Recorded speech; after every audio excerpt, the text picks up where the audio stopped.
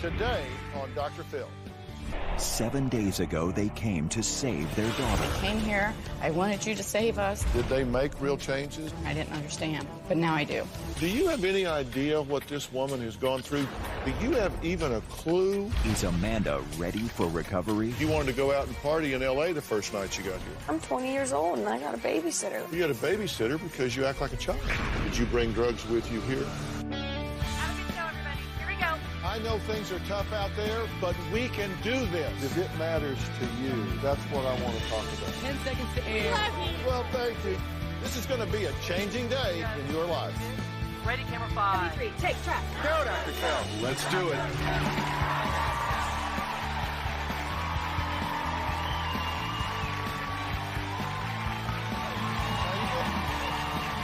All right. Thank you very much. These envelopes bring a whole new meaning to saying it takes a village to raise a child. In today's case, it takes a whole village to save a child. Now, I want to tell you what some of these said. I'm writing this letter on behalf of my niece and nephew, Lori and Terry. They have a daughter named Amanda. Amanda is now addicted to drugs. Another one, I'm writing to you on behalf of a friend of mine, Lori, concerning her daughter, Amanda. Amanda was a young, carefree preteen, but somewhere something went terribly wrong. Another said, I'm writing in support of my friend and neighbors, Lori and Terry. They are a family in grave circumstances due to the drug addiction of their daughter, Amanda. Now, 20-year-old Amanda's parents, Terry and Lori, started a letter-writing campaign to the show seeking help for their daughter. They asked friends and family from across the country to send letters asking me to intervene in the life of this young woman who admits to currently using OxyContin, Dilaudid, morphine, and heroin. Their persistence got my attention. So I met with them last week only to discover that, like in so many cases, well-intended parents were unwittingly a huge part of the problem. My daughter is an out-of-control drug addict. These are all my track marks. I have to shoot up in my hands because I collapsed all the other veins. 6 different occasions. You picked up Amanda, 3 a.m., she's high, you pick her up to feed her. 6 separate occasions. You threw away drug pipes so her room would be a lovely place. Time and time and time again, you put her back on her feet with no requirement. You're not ready to work with me because you're not willing to do what I would require you to do. I have to disagree with you because I've learned, if anything, you don't confront them when they're high. Both of you said we're desperate. We are. We'll do anything. We follow. Then you went on a orders. cruise. That was my 50th birthday. And you said you would be available. But when my AP, Amy Jo, calls you, you get upset with her for interrupting. I had my mother, my sister, my friend who hasn't been on a vacation in 2 years since a horrible divorce. If I stopped everybody from going on that vacation, we don't have the kind of money to throw away on that. And I worked with Amy Jo when she called. What I demanded from her was to talk to me with respect. Amy, were you disrespectful with this guest? No. Not at all. She basically said that she was stressed out. She started screaming for 13 minutes. You yell at my staff for 13 minutes, I don't get over it. I'm confronting this now. I understand. Because we're talking about your daughter's life, and you're talking Absolutely. to me about whether your mother plays shufflepuss. Please don't punish Amanda for my behavior. It's not a matter of punishing Amanda for your behavior. It's a matter of you sabotaging her recovery because you don't get it. And if we start that before you do, then it's not going to work. I'm going to ask this whole front row over here to sit down with the two of you backstage and give you some assignments to do for the next 7 days. And if you do them, I will see you and your daughter back here in 7 days. Are you really sure you want to do this? 100% sure, Dr. Phil. Every instinct in me says that you're not ready to do this. After everything that happened, your last comment walking off the stage was, well, we just made fools of ourselves on national television. And I'm just like... Dr. Phil, I am ready for this. Help me out here.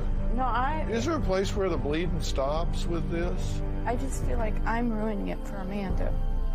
I'm ruining it for Amanda, and I don't want to do that. Well, one thing I know is you clearly are very loving and devoted parents.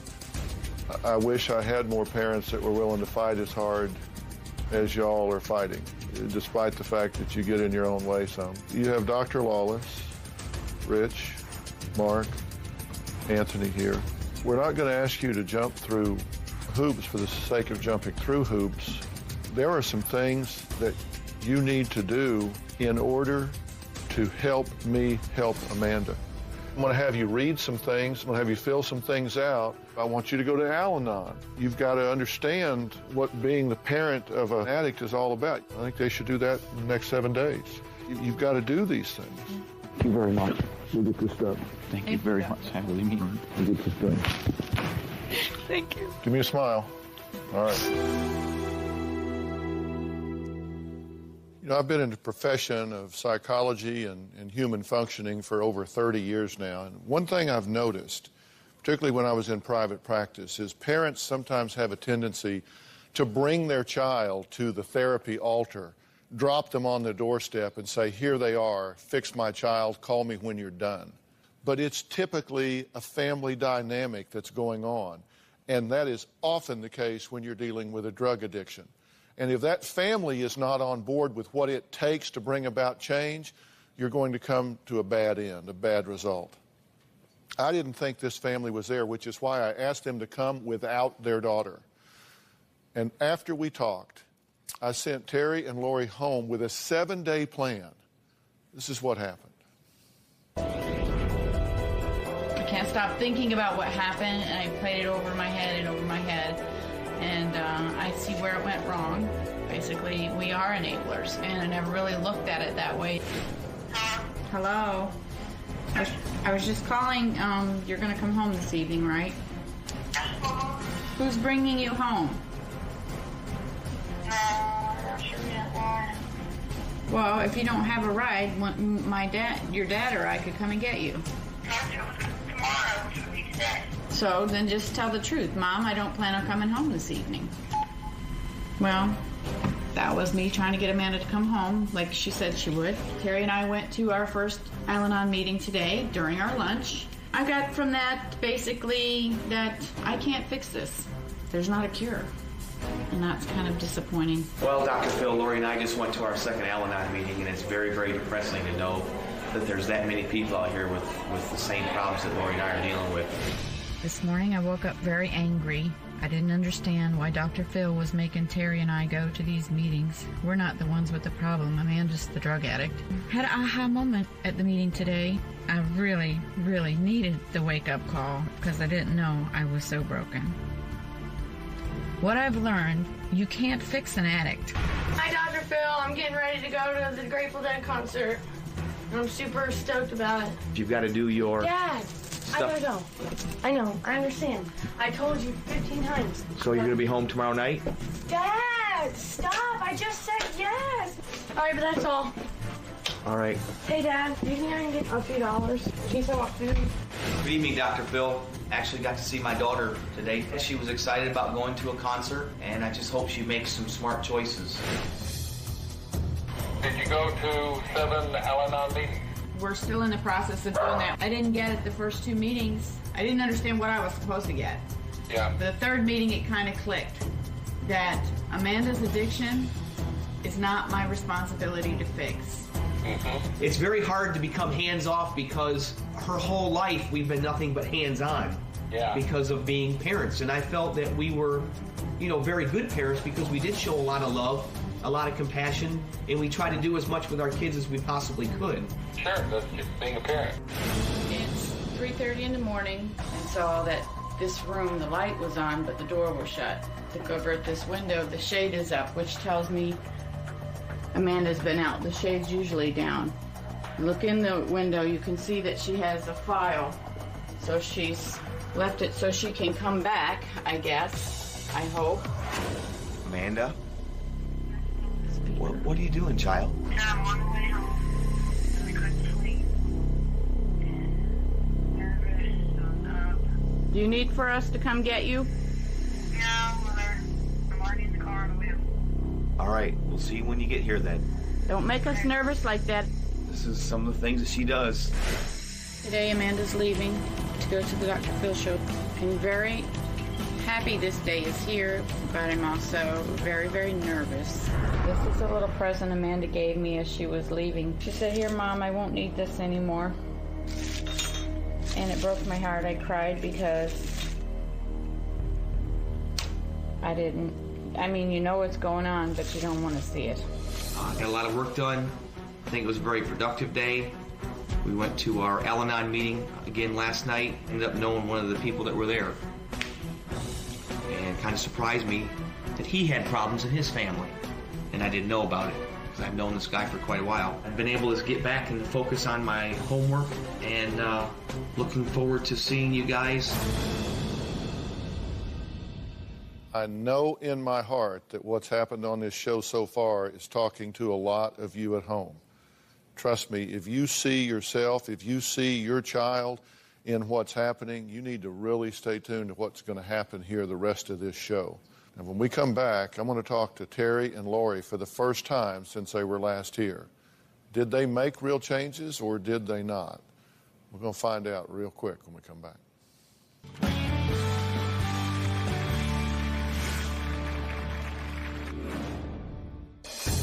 My belief was we didn't have 60 or 90 days. We would be burying this girl in 60 or 90 days. And I knew I got to do shock therapy here. I've got a short period of time to drag you backwards through a knothole and say, look at the other side of the fence here because I need you.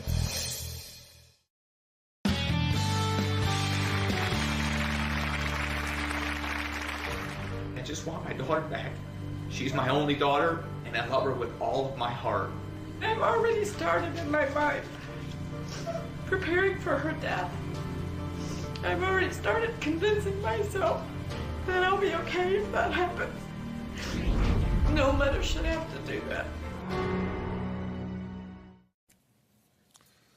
Well, that was Terry and Lori. They say it is a constant struggle dealing with their 20-year-old daughter, Amanda, and her addiction to OxyContin, Dilaudid, morphine, and heroin.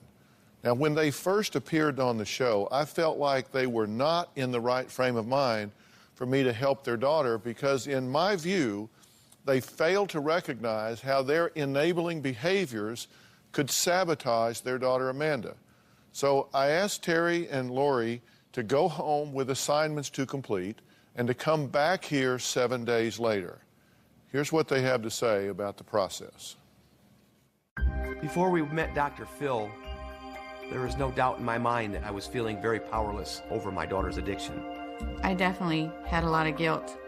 In the last week, some of the guilt has been lifted off my shoulders. Where Amanda is right now is her choice. Because of Amanda's addiction, I'm not that happy-go-lucky person like I used to be. And I know that it's taken years off of my life. I know it has. It's aged me. We're both in survival mode, just getting through each day, so there's really no room for extras. I know for sure that there's a greater power, and he's already determined what's going to happen. And I just pray to God that Dr. Phil can help my daughter. Okay. Well, 7 days. How do you feel about being back here? I'm very nervous, but I have a whole different view. When I left here, I cried for 2 days. I came here, I wanted you to save us, and you're the one that's broke, and I didn't understand. But now I do. How do you feel being back here? I was amazed, Dr. Phil, at how many families that this has affected. When we went to our Al-Anon meetings, I could not believe the number of people from all walks of life that we ran into. In fact, we ran into a family that had a 20-year-old son that was going through the exact same thing that we're going through. And it broke my heart because that was their first meeting on how that family reacted. And they were coming to the meeting. Basically, it seemed like they were just begging for help as far as help me get through this, give me some guidance. And the Al-Anon meetings really opened my eyes. What I want you to understand is when you came here before, it was clear to me rehab is just the beginning. It's not the end all. It's not like, oh, I've got her to rehab. That is the beginning of the second phase of this young woman's life. And she will be there for a finite period of time and then go to another phase and another phase. And you will be central figures in all of that. And if you are broken in your logic, in your actions, if you're using the habits that allowed her to make the choices and sustain the choices that she's made, then we would be in a bad spot. And I believe your daughter's life is in danger. What I could have done is said, okay, I tell you what, I'm going to arrange a therapist for you. I'm going to get you guys some help, get your feet on the ground. 60, 90 days, let's talk again. My belief was we didn't have 60 or 90 days. We would be burying this girl in 60 or 90 days. And I knew I got to do shock therapy here. I've got a short period of time to drag you backwards through a knothole and say, look at the other side of the fence here, because I need you. We've got to hold this girl's feet to the fire. We can't sabotage Amanda unwittingly. You can't do that. And that's not going to happen now. I have every confidence in that. I see a clarity and an assurance in you guys that is so important to her. What a gift to your daughter that you've had the guts to step up and figure some things out here. So we're gonna talk about that. All right, we're going to take a break, and coming up, I'm going to talk to Amanda to find out if she is really ready to make this change. We'll be right back.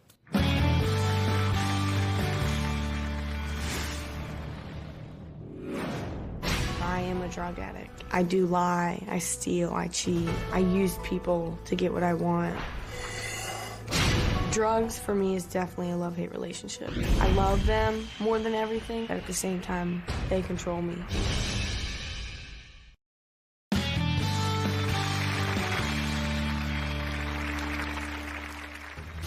When I did used to hide stuff in my room, I guess you could say I never even really hid it because I just didn't even really care.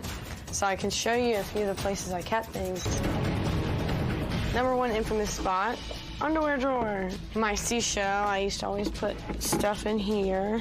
Make sure there's nothing in there. I was fortunate enough to have a room with crawl spaces in it. All my bongs. It was the perfect place to smoke until my parents discovered I was always in there. And then the best place where I never got anything found was just in here. That's the best hiding spot because obviously it never gets found. Well, that was 20-year-old Amanda who admits to abusing Oxycontin, Dilaudid, morphine, and heroin. Now, she just showed us the hiding places where she keeps the drugs. You didn't know about all those places, did you? Was the last one a complete surprise? Yes. Yes. And let me tell you, parents at home, you can't look in enough places. They are nefarious. They will hide this stuff like you cannot imagine. Now, a week ago, I asked her parents, Terry and Lori, to go home with an assignment. I told them if they complied that I would see them back here on this stage 7 days later with their daughter. We're here, they're here, and Amanda is here. This is what she's had to say. When I first started using marijuana, I was 11. When I turned 16, the first hard opiate I did was methadone. I have been an addict from the time I was 16 till now when I'm 20. People, their thought is always, you do drugs, you're too pretty for this. Anybody can look beautiful on the outside, but have some dark, unexpected things on the inside. In my case, I am a drug addict. I do lie, I steal, I cheat. I use people to get what I want. Yeah, I want to smoke some weed. The last time I got high was yesterday. I shoot up in my hands. All these dark purple spots, those are all track marks. This is all track. I shoot up Oxycontin, morphine, Opana, Dilaudid, heroin, pretty much any prescription pill that is shootable. I shoplifted from the store on the military base. The judge ordered that I be put on probation that also included that I would be drug tested. I really screwed it up because I failed a drug test. I had been smoking crack, shooting heroin, and smoking weed on a daily basis. I got sentenced to a month in jail. Drugs, for me, is definitely a love-hate relationship. I love them more than everything, but at the same time, they control me. Well, our cameras followed Amanda while she was traveling to the show. I'm not nervous about traveling or anything like that. I'm just nervous about being on the show. I'm nervous about meeting Dr. Phil. I've had this blanket since before I was born, and I still sleep with it every night.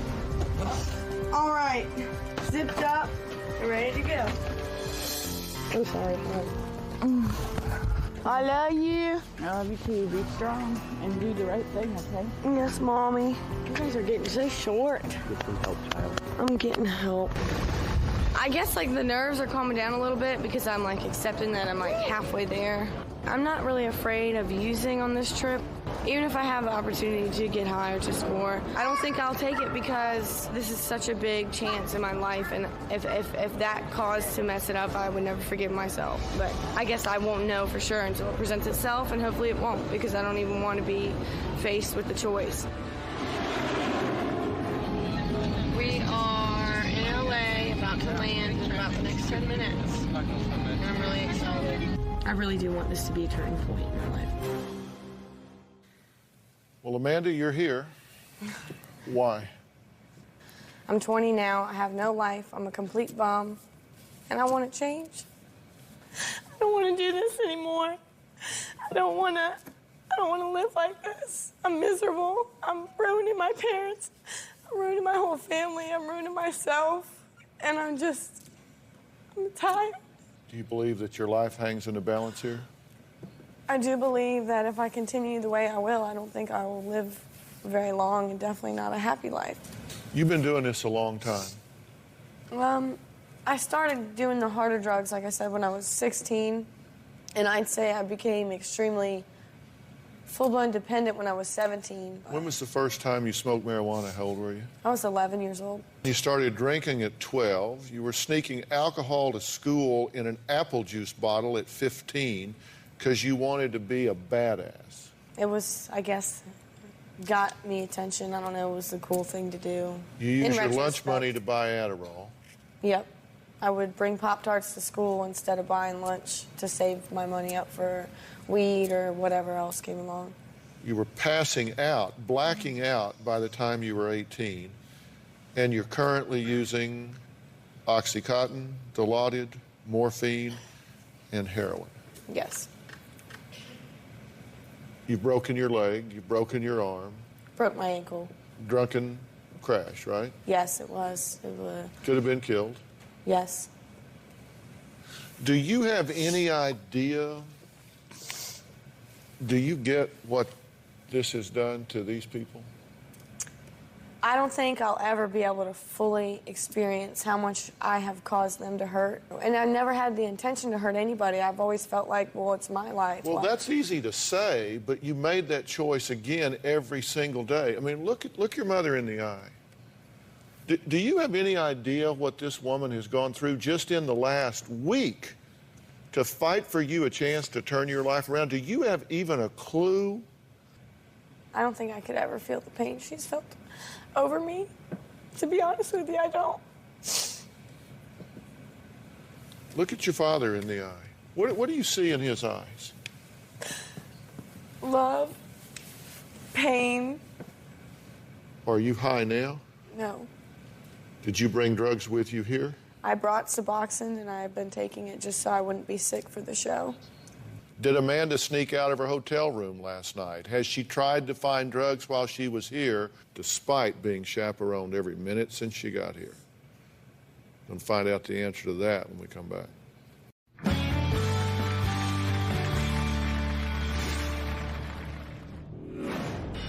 It's hard to sit here, I'm not going to lie to you, and think to myself, I never want to get high again, because I won't say that I can say in my mind right now that I never want to get high again. Did you want to get high when you came to L.A.?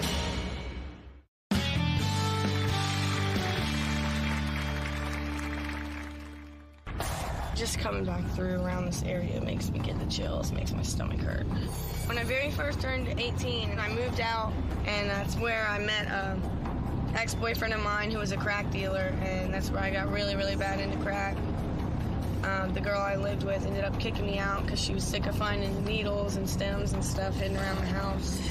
The area's not as bad as it was because a lot of the dealers and everybody that was doing the drugs up here, we all got evicted. Every night it was a party out here, and I'm not even kidding when I say the whole complex smoked crack. The whole place.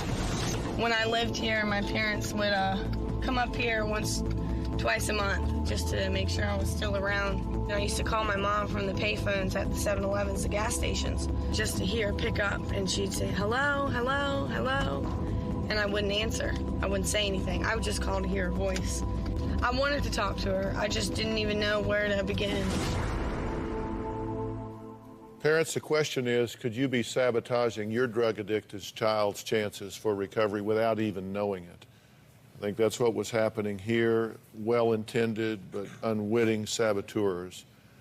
That was the question I asked Terry and Lori the last time they were on the show seeking help for the 20-year-old daughter, Amanda. And you just saw Amanda showing us where she used to hang out while she was high on crack. Did you know that she would call you just to hear your voice? I didn't know that was her. We used to go there just to see her, and when she would come to the door, it wasn't my daughter at the door. I mean, she was evil to us. She would yell at us to leave, and our hearts would just break. I would stop on my way home, Dr. Phil, just because I hadn't seen her in a week. I haven't heard from her, and I just wanted to give her a hug and just let her know that I loved her, and that all I wanted to do was help. I was always going to let her know that I was there for her if she needed me. And I was so mean to them. It wasn't because I didn't want them there. I guess it was because I was so ashamed, and I knew I looked terrible, and I knew they knew I was high. And I guess I just wanted them to leave because I didn't want them to see it. You know, I just didn't want them to see that side. Are you serious about putting this behind you? I am very serious about changing, and it's hard to sit here, I'm not going to lie to you, and think to myself, I never want to get high again, because I won't say that I can say in my mind right now that I never want to get high again. Did you want to get high when you came to L.A.? A part of me, yes. Well, you said you were irritated because I had one of my staff with you in your hotel room. You said you wanted to go out and party in L.A. the first night you got here. I did. I was very irritated. I was like, man, I'm 20 years old and I got a babysitter. That's how I felt. You had a babysitter because you act like a child. You're right.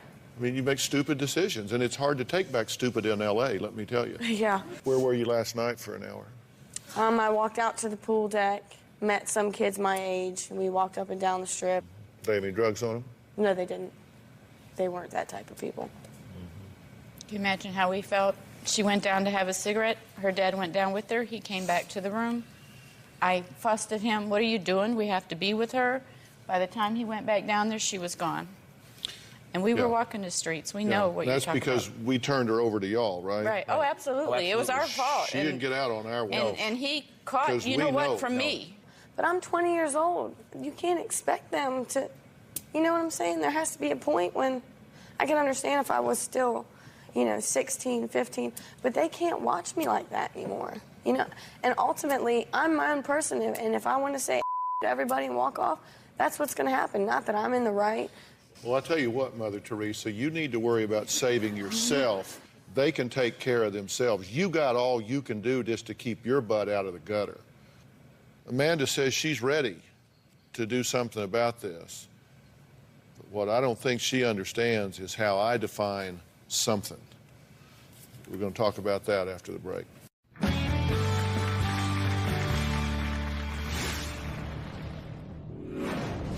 Is there something you need to tell us? Do you have cocaine? Do you have pills? Do you have hypodermics? Do you have anything anywhere? Don't get this close and screw it up. Now, after evaluating their story and meeting with Terry and Lori last week, I said they're just not ready to do this because despite her view about this, they do have a big role in all of this. I felt it was premature to do something with Amanda until I knew for sure that we were at least in the same place with the same point of view for this whole process. Let's say that you leave here today and you just go back home and you just pick up your life and move forward. What do you think will happen over the next year? Honestly, I don't think anything will happen. I think if you checked on me a year later, I'd be in the same situation.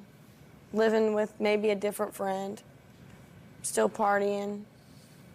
I don't think anything would change. Probably, maybe might have a crappy job somewhere if I'm lucky. So you just continue to be a parasite, living off of people? Probably. Living with a friend, living off your parents? I can sit here and say that in a year I would like to see myself doing better, and hopefully I'll be in school by then, but I'm afraid if I said that you wouldn't believe me, so I wasn't going to say that. Don't you worry. Don't try to guess what you think I want to hear, because you don't even have a clue what I want to hear. I just want to hear the truth. I just want to have an honest conversation with you, because honesty is not something that comes easy for you, right? Because you manipulate, you lie, you cheat, you steal. It's time for you to start carrying your own weight. I'm sorry.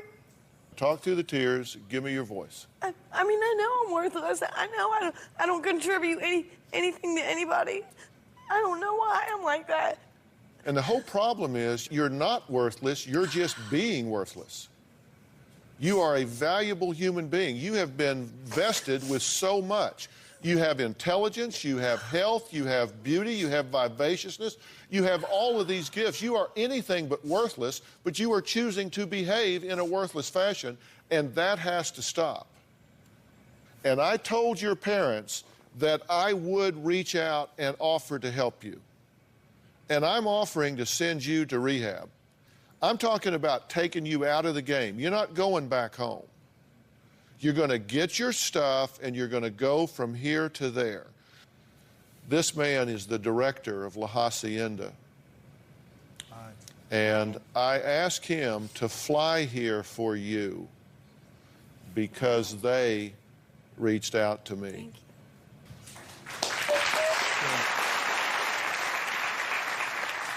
Now's the time to get honest, because if you're lying to us now and we toss your stuff, we find hypodermics, we find stuff, then I'll go back and revisit with Dr. Phil, because then maybe you're really not ready.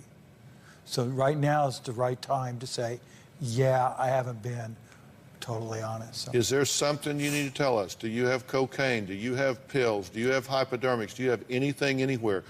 Don't get this close and screw it up. There's needles in my purse, but I don't have any drugs to inject. They're just there in case I found some while I was here. What else you want to tell me? Think now. Don't get to the precipice and screw this up. That's honestly it. Are you prepared to kiss these people goodbye? Yes. And go start digging your way out of this? Yes, I am.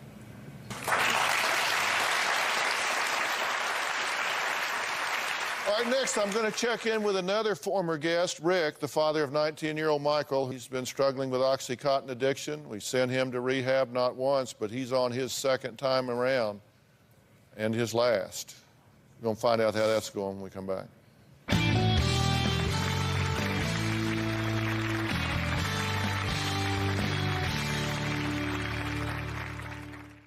Now, after their first appearance, I sent Michael to La Hacienda Treatment Center in Texas. He completed 45 days, but he relapsed shortly after, and there were some contributors to that relapse. Rick and Joanne returned to the show last week asking for my help again. Take a look. I started using ADHD drugs when I was in 10th grade. Michael has abused Xanax, Lortab, Adderall, OxyContin, marijuana that I know of. He's playing you like a fiddle, Mom, and maybe you're not ready. And if you're not ready, then come back here in a month and we'll play hardball then. I'm totally ready to save his life. Michael, would you come out, please? I'm going to give you one chance to say yes, or I can put you in a medical facility and give you a chance to grab on, and I mean grab on. The question is, are you willing to grab on and do this? Yes or no? Yes. And then he actually went to La Hacienda. Right. When he got through there, they said he needs to go to a recovery center. Instead, you got him an apartment. Right. He lived by himself? No, he had a roommate. And the roommate was an addict. Right. I made a mistake when I sent him to rehab before because you weren't prepared to do anything required to save his life. He was on the right track. Right. So you decided, in your wisdom, to reject the recommendations of the professionals, take him off the track and put him on a track he wanted to be. We are not experienced people with drug addiction. We don't have that background. Then why don't you listen to the people who are? Because I still am a parent, I'm still a mom, and I still want to do everything for him, even though I know it's wrong or right. I'm saying what I'm saying to you because we're doing this again. We've put him back in rehab again. He's getting treatment. He's making changes. You are not. Well, Rick is here today via Polycom video. So, Rick, how you doing, my friend? Oh, I guess I'm doing okay. We're trying to get our lives straightened out a little bit as well. Yeah, and what do you hear from Michael?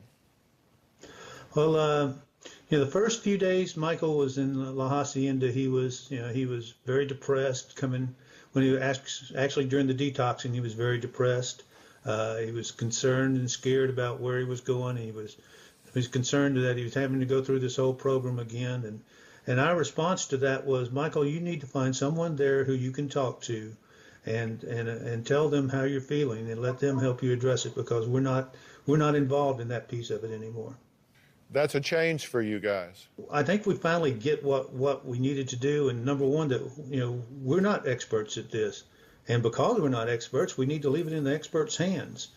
And that is a substantial change from last time because, as we said, Michael progressed through this program, made the progress that was reasonable, but he needed to go to a recovery center, and you guys allowed him to manipulate you, ignored what the experts said, went on a different direction, and he wound up in a problem. And you know that he is really good at manipulation, and he is going to try to do that again, right? I know he's going to try to do it. I think he tried to do it a little bit on the front side. But last night, our conversation that we had with him, it sounded like he had at least taken one step out of the darkness. And he was starting to sound a little more positive about where he was and what he was doing. And I think he's committed to going the distance this time, and I know we are. Well, I believe that. I truly do. And I know it's not going to be a success-only journey on either end. And I know that we got a call from Joanne saying, he's depressed down there. Could you call down there and tell a counselor and make sure they know it and get them to talk to him? And my response was, no, we won't do that. If he's got a problem, he needs to tell the people, just like you told him to do, and let him stand on his own 2 feet, and he will work through that. But I truly believe the light bulb is on over your head, and I really hope that both of you continue your involvement with Al-Anon so you understand that this has impacted the two of you as well. So I really hope that you do what you need to do while he's getting the help that he's getting. In actuality, we had a kind of a breakthrough meeting last night in Al-Anon. The people there were all very much in the same boat we were, although they were further along. And you hear the enablement stories that they tell and the pain and agony that it's caused them. And you realize that there's only one way to solve this, and that's you got to let go. Yeah.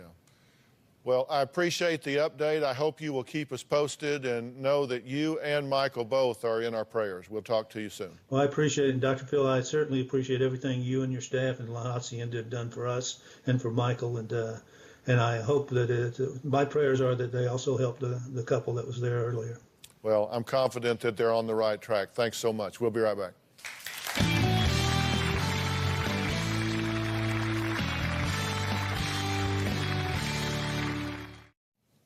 Look, if you're dealing with a drug addiction, whether it's yours or somebody you love, understand this is a complex disease.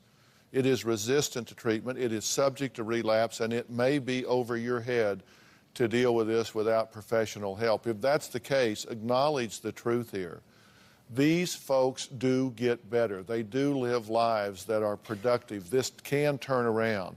But if you need the help, reach out, get it, whether it's your church, a counselor, a drug center, whatever you can do. Don't let this steal your life away from you or somebody you love.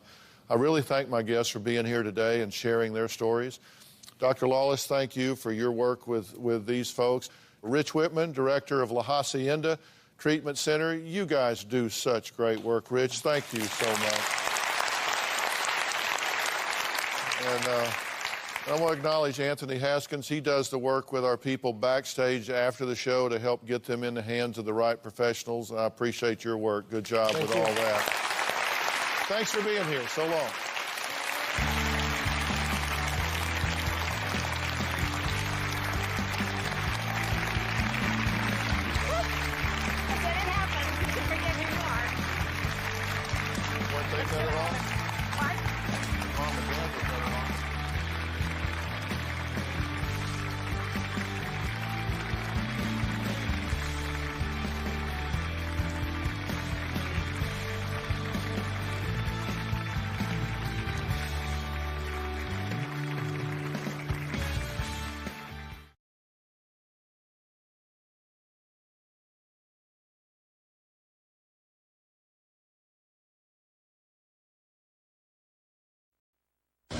Today on an all-new Dr. Phil, an uncle's affection for his niece. You gave her this bear, this Valentine's card, and you gave your wife a mug. Has his family suspicious. Sometimes she sleeps in your bedroom, on a mattress, on the floor, and your wife's in another room. I agree there's things that look bad.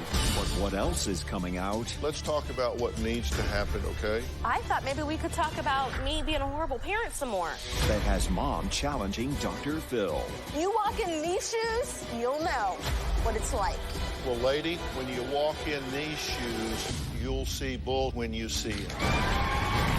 Let's do it. Have a good show, everybody. Here we go. This is a safe place to talk about hard things. Stand by. We'll count you down. I'll try to be an emotional compass and point you in the right direction. 5, 4. I am not giving up on you.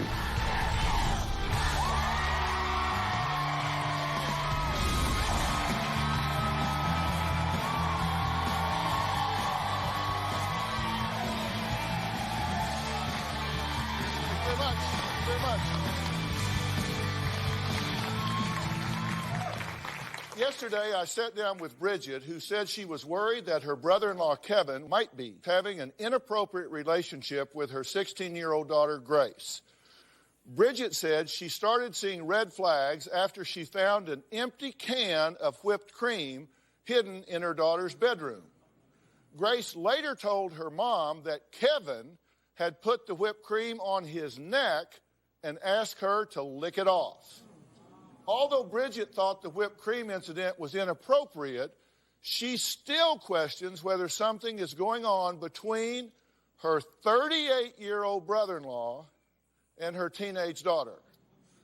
But Bridget's sister Tammy says she 100% believes that Kevin is molesting her niece, while Kevin's wife Carrie stands by in denial. This dispute has divided the entire family, with Carrie threatening to sue her sisters for slander if they continue to call Kevin a molester. Kevin and Grace spent a lot of time in Grace's room with the door closed. I went into her room and found a hidden bottle of whipped cream, and then I found a letter from Kevin to Grace. It spoke of their relationship. She's getting older now, and she might even get a boyfriend. I won't be happy about it. I felt that something inappropriate had happened. My mind does not want to accept that something bad can happen. When I found the whipped cream and then I found the letter, I was physically sick. I love you with all of my heart. You will be dating, will eventually find a guy. I'd be lying if I said there wouldn't be a part of me that doesn't like it, though. I don't care that you are only 16. He doesn't like when I date guys or talk to guys. Grace wanted me to bring a bottle of whipped cream to the house because she wanted me to make sundaes. He put it on his neck and asked her to lick it off. That would have been enough evidence for me to go to the police. What are you going to say to the police? I found a can of whipped cream? I have one priority here, and I don't get the urgency on anybody's part about the safety of this child. How is it okay for Kevin and Grace to be in her bedroom with the door shut, you not knowing about it? You told all him the to time, get and I his, don't you know what check in with Kevin. Everything about this is so inappropriate. I know how to move this thing along, so I think we can get to a productive place, and I would like to talk one-on-one, just you and I. Okay. Let me tell you what I know about this situation, just what I think I know about this situation. Okay. And you tell me if I'm reading the situation right. Okay. Grace lost her father to cancer about a year and a half ago. And at that time, she really withdrew and hasn't been to school since, as a matter of fact. And you kind of stepped up and got her out of her cocoon and got her to go outside and took her to the mall and took her shopping and kind of got her to re-engage with society. Yes. And I think everybody was very grateful for you doing that. And I think that, to use your term, things kind of snowballed from there. Correct. Your wife works second shift. Correct. And so you're home, nobody's around, your son's 19, he's gone doing his thing, so there you are, she's in need, you have the time. Exactly. You're a family member, you care, so you just kind of started investing time in her, which is a very kind thing to do. And you say it kind of snowballed from there, and you guys developed a very close bond. And without sensitivity to how things appeared, I think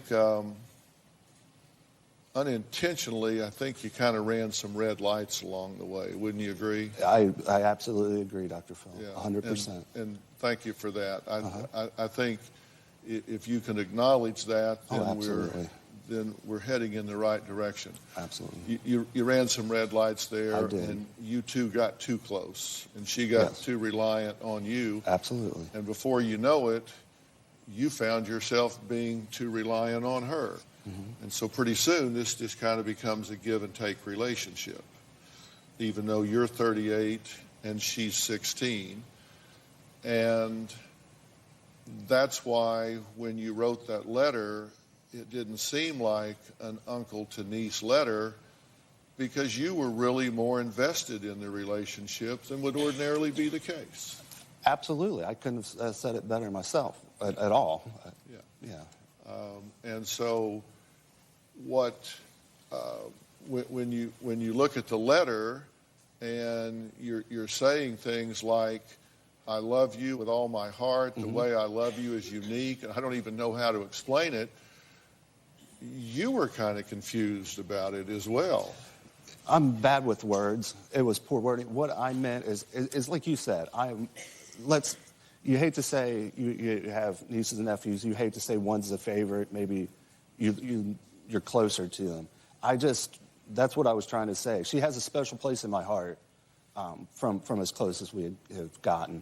Yeah. And plus, I also feel like I have that father figure role to her. So I didn't want to come right out either and say I love you like my own daughter, which that's part of what I meant by this. I also love her like a daughter and want to protect her. But at the same time, I don't want I don't want to try to take the place of her father or ever, want her to think that I'm doing that. So that's why probably another reason for some of the bad wording there, Dr. Phil. Yeah, and that bad wording comes from your needs being met. When you say, it's understandable. You mean you're invested in her, and you don't say I love you like a daughter. You say you're my best friend, and you say I get something out of it when you send me hearts on your phone, and when you say I look nice. I mean, she's making you feel better about you. I mean, come on, you're 38. Absolutely. Here's this young, attractive girl, and she's telling you look nice and that you make her feel good, and that's making you feel good. You're running red lights as fast as you can go. I mean, and you can't be confused that people on the outside are going, the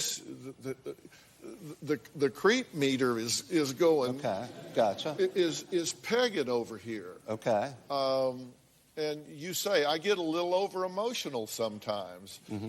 I said, I love you in my own special way. You say, I'm in as a friend or an uncle, but that isn't what you said. Exactly. And then you start adding things up, and you say, okay, we've got the whipped cream situation here. Right. Is that not really creepy? Yeah, it absolutely Okay, and then it you was take wrong. things that you may say, you have no idea how innocent this is, but when you look at them, Yes. she spends the night at your house sometimes, right? Yes. She sleeps in your bedroom with you sometimes, right? My wife has... And your wife doesn't. Right. Just hear me. Okay, uh-huh. Sometimes she sleeps in your bedroom with you without your wife on a mattress, Okay, on the yes. floor, at the foot of the bed. Yes.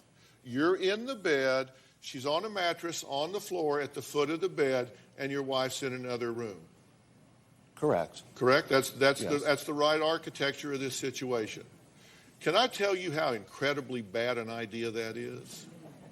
As long as the way I looked at that is as long as my wife was comfortable, she knew nothing was going on between us. She was comfortable enough for us to do that. As long as she was okay with it, I didn't have an issue with it. Okay. On the list of bad ideas of the week,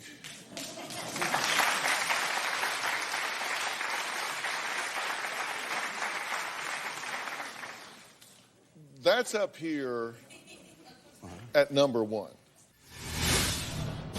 You gave her this bear. I did. This, right? Yes. Okay, then you gave her this Valentine's card, and you gave your wife a mug. And later, I cannot even begin to tell you how dysfunctional I think this situation is. Do you want to know what I think's going wrong here? I thought maybe we could talk about me being a horrible parent some more. Tomorrow on an all-new Dr. Phil. Adam has trust issues with women. Including the ones he's seeing while he's married to you? She says her son-in-law is selfish He buys things that he can't afford. and violent. Got an email from hotel security. Were you fighting in the room, yelling and screaming? Well, not yelling. There is louder voices. What happened that led to this? Whoa. You don't talk that way on my stage. Are we clear on that? Then on Thursday, why would a woman who can see I wanted to go blind permanently. do the unthinkable? She put liquid drain cleaner into her eyes. That's Thursday.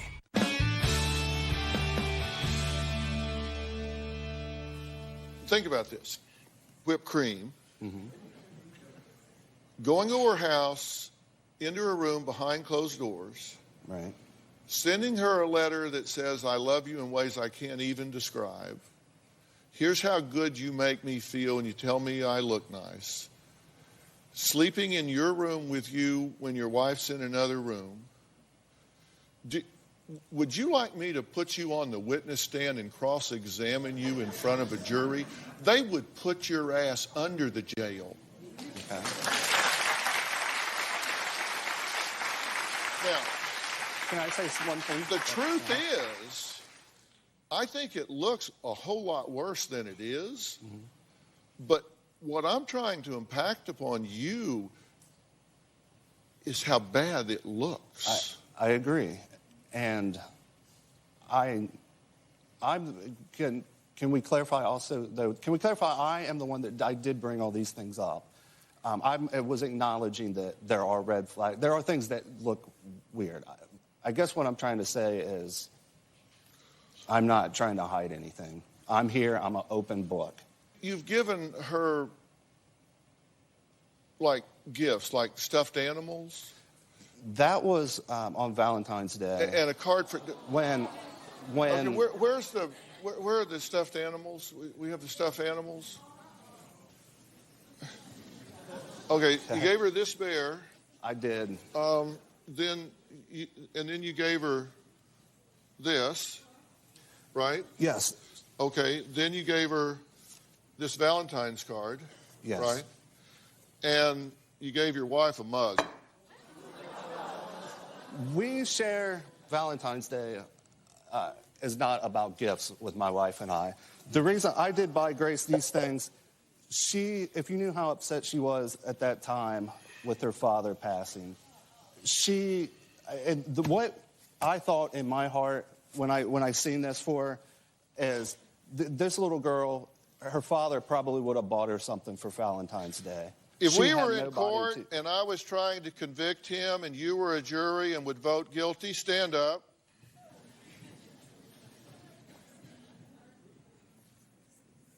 Guilty of what? I mean, of inappropriate behavior or red flags, things that look weird? Well, at this point, I would like to know what you think. Do you get my point and the audience point that this looks really bad? Yes, I agree. There's things that look bad. Absolutely. You have run red lights. You've crossed boundaries with her. Personally, I don't think you've molested this girl. Of course not. I don't think that's taken place. No. I think that's a matter of timing. I don't think of it like that. I'll tell you why. Yeah. I think you could lose yourself in this relationship. You have incredibly bad judgment. Mm-hmm.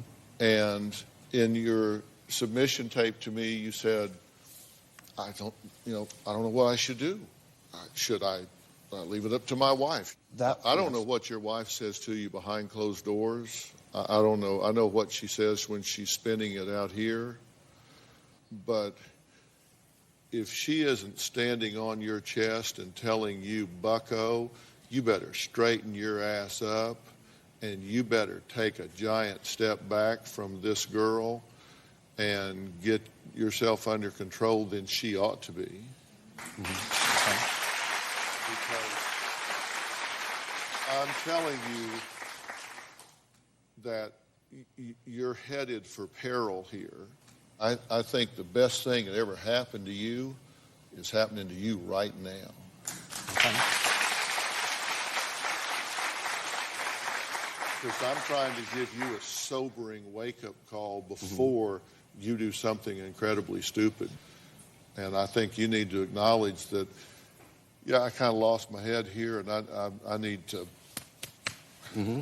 I need to wake up and realize I'm her uncle, I'm an adult, and I need to back off here. Okay. And I'm trying to help you. I'm trying to keep you out of trouble. That's what I'm here for. Is your I don't think for Grace, and I hope we can move things forward to help her as well, to where she understands. Well, I hope so. The dynamics. family has been backstage watching with Grace and her older sister. Want to say, and we're going to hear what they want to say when they come back, and what I want to say to Bridget after the break. We'll be right back.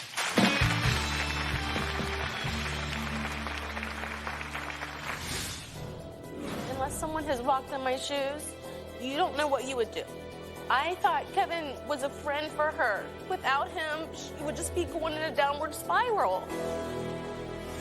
And later, I was trying to put a pretty good spin on what you were doing with her until I heard her say the things that she just said, and having heard all of that, shame on you.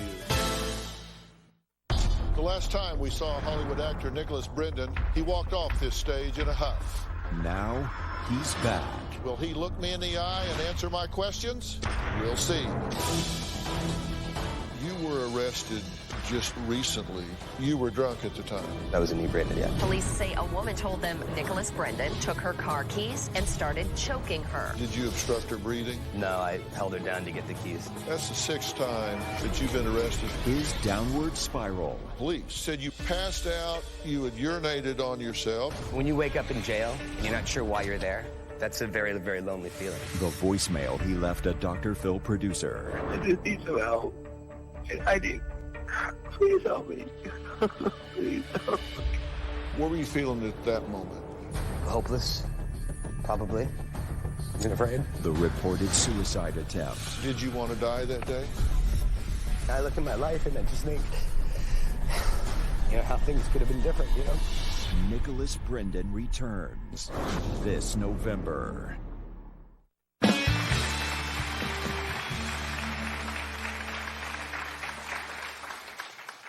Okay, Bridget, what did you want to say? Unless someone has walked in my shoes and tried to be the only parent for 3 children who lost their dad, You don't know what you would do. I thought Kevin was a friend for her. I walk on eggshells with Grace just to keep her alive, to keep her from that day to now. And he's been a friend to her. Absolutely. And I think without him, she would just be going in a downward spiral. And it looks like it looks really bad, I know. But if you knew him like I know him, you wouldn't think these things. There are other children. Bridget's older daughter, Peyton, says her Uncle Kevin is overly affectionate with her 16-year-old sister and calls her pet names like Lovebug and Pookie. But Peyton says things really got weird when Grace tried to stop hanging out with her uncle, and he became angry and said, no, we can't stop hanging out just because people are saying things. I love you and you love me. So let's hear what Peyton has to say. Look at this. Kevin has an unnatural relationship with Grace. He's not as close to anyone in the family like he is to her. I didn't think the relationship was weird at first, but then he started to come around too much. Grace told me that when the rumor started, she told Kevin that they shouldn't hang out as much anymore. Kevin got mad and started saying things like, we can't just stop hanging out because people are saying things, because I love you and you love me. That is really weird. And then on Valentine's Day, he got Grace 2 stuffed animals and chocolates. These are the 2 stuffed animals that Kevin got Grace, and he also got her this card. He only got his wife a coffee mug. I feel like a coffee mug is something you get your boss, not your wife. Kevin treats Grace like she's his wife, but she's his 16-year-old niece. See, Peyton, thank you for joining us. You've been watching everything, so you're up to speed. What can you add to this conversation? I think that things look a little different than how I've said them. I definitely think Grace needs Kevin. I don't think that it's inappropriate. I think the things that look weird are weird looking, but I don't think there's anything inappropriate going on. My dad meant everything to me, and when he died, Kevin had stepped up, and if he wasn't here, I would be dead. I wouldn't be sitting in this chair right here doing this. And when she tries to make him seem like a monster, Tammy, it's not like that at all. It's him caring about me and making sure that I'm alive. Because if he wasn't here, I wouldn't be here either. And that's how it is. That is how I'm laying it out on the table. He has never harmed me. He has done nothing but make sure that I am healthy and boost my confidence. And since all of this has been going on, and he's not been around a lot, all I do is sit in my room and cry constantly, and wonder, what am I going to do when I wake up in the morning? Like, I don't even want to wake up in the morning. Like, so since he's been here and been helping me, he's what is keeping me alive. I appreciate your sharing that. And as I said, I'm very sorry for your loss. And I think the grief process has some elements of depression and other things that have become intertwined with the grief itself. And so it's not just grief, and that sometimes suggests that some professional help would really benefit that person. And I think that's probably the case here. And with your permission, Mom, I would really like to arrange to get some help for your daughter to untangle all of that, evaluate it all and untangle it all, and get her the help. And you would avail yourself of that help, right?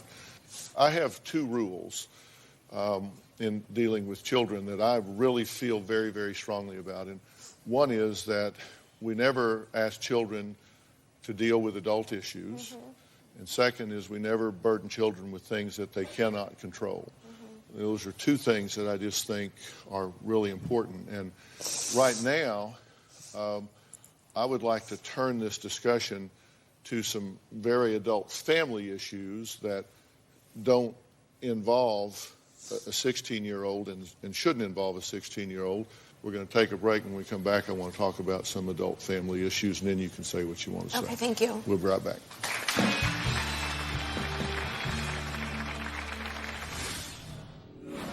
having heard all of that, shame on you for fostering that kind of dependency from that child on you.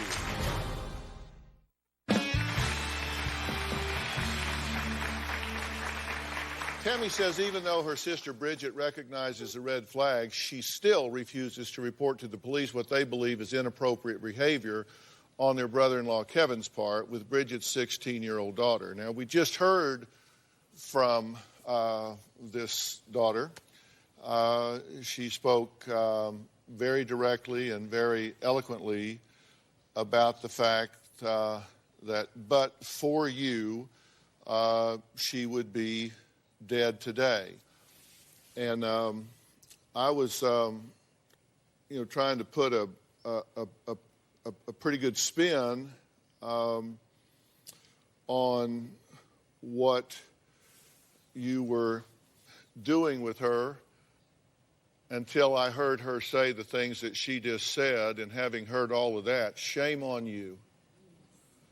Shame on you for fostering that kind of dependency from that child on you. I got to tell you, I don't get it. I don't get it.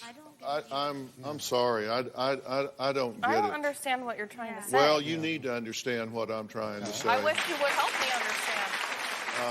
Because if you're telling me that you've got this child here that is hanging on by her fingernails and is that vulnerable and is that close to being underwater and involved in self-harm and is saying, I am that close to going over the edge, and you're fostering the kind of relationship that you are describing and you are doing here, as opposed to getting her into professional help, professional care, involving. No. You need to listen to what I'm saying. You can get self-righteous and sanctimonious on your own time. You came to me for my opinion.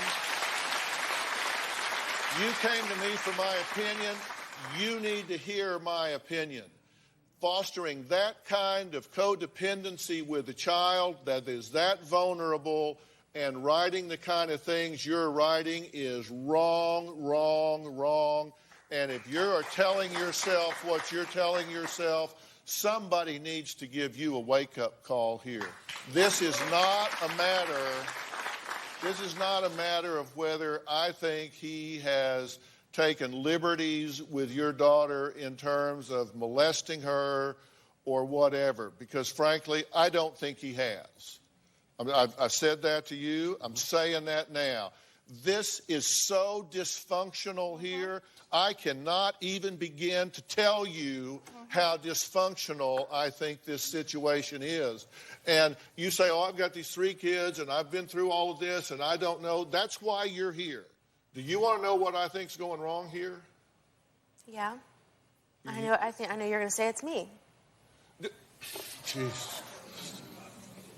Yeah, okay.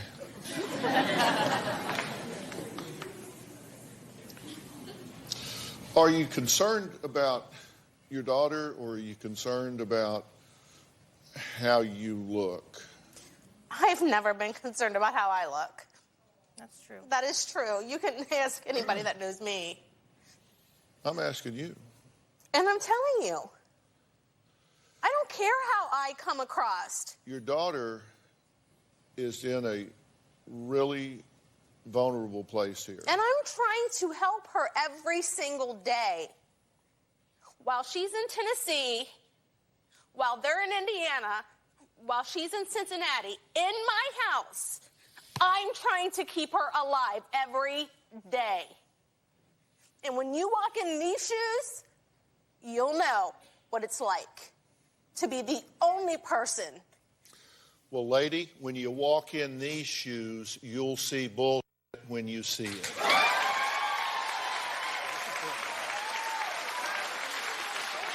And what is going on in this relationship is not in your daughter's best interest. You need to not be struggling with that. You need to recognize that that is not in your daughter's best interest. Grace would not have come on this stage and been able to speak to you like she did without Kevin boosting her confidence all the time. You have known us for 5 minutes. Let's talk about what needs to happen going forward. I thought maybe we could talk about me being a horrible parent some more. Tomorrow on an all-new Dr. Phil. She can't stand her son-in-law. He's disrespectful, calls me vulgar names. Adam has trust issues with women. Including the ones he's seeing while he's married to you? That's tomorrow.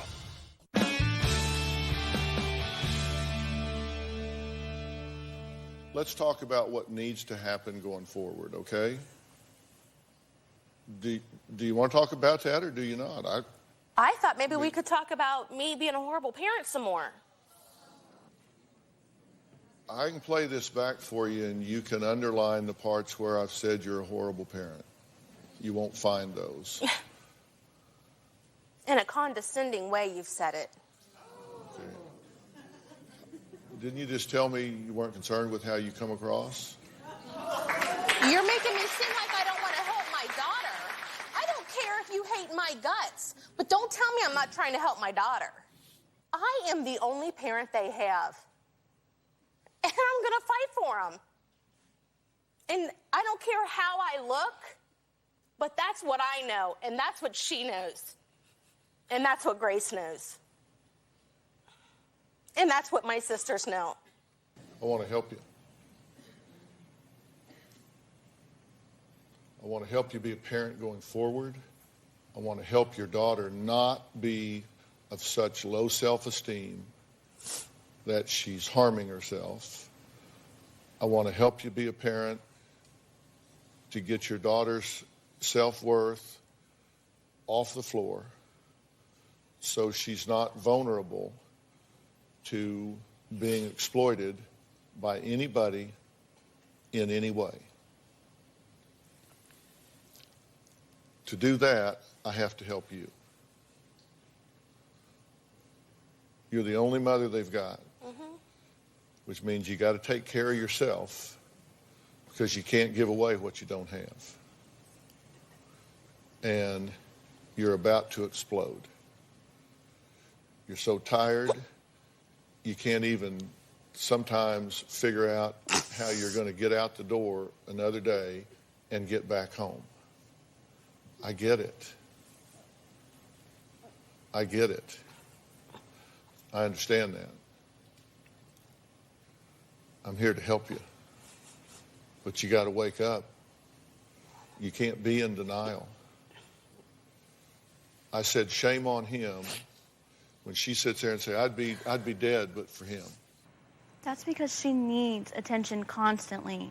And he gives it to her because he loves her. Well, sis, I'm sorry, but that's like giving an addict drugs.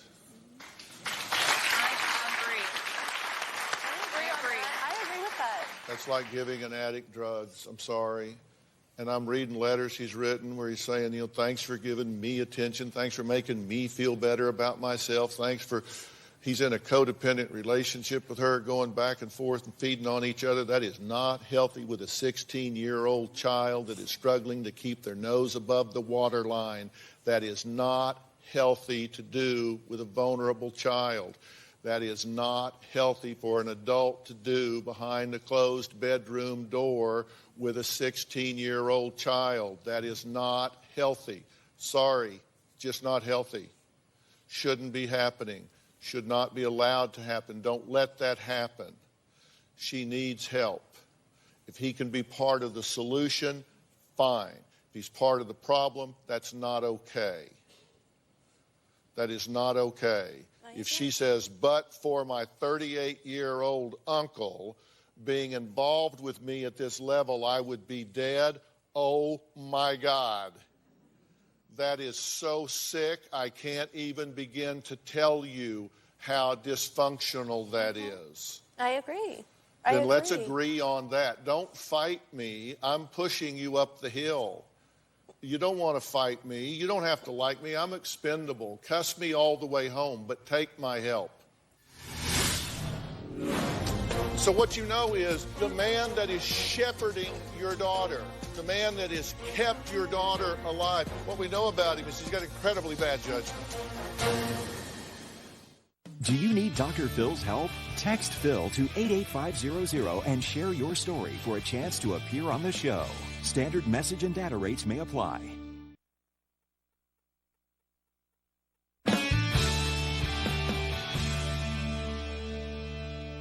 This is a man, however well-intended, has incredibly bad judgment in this situation.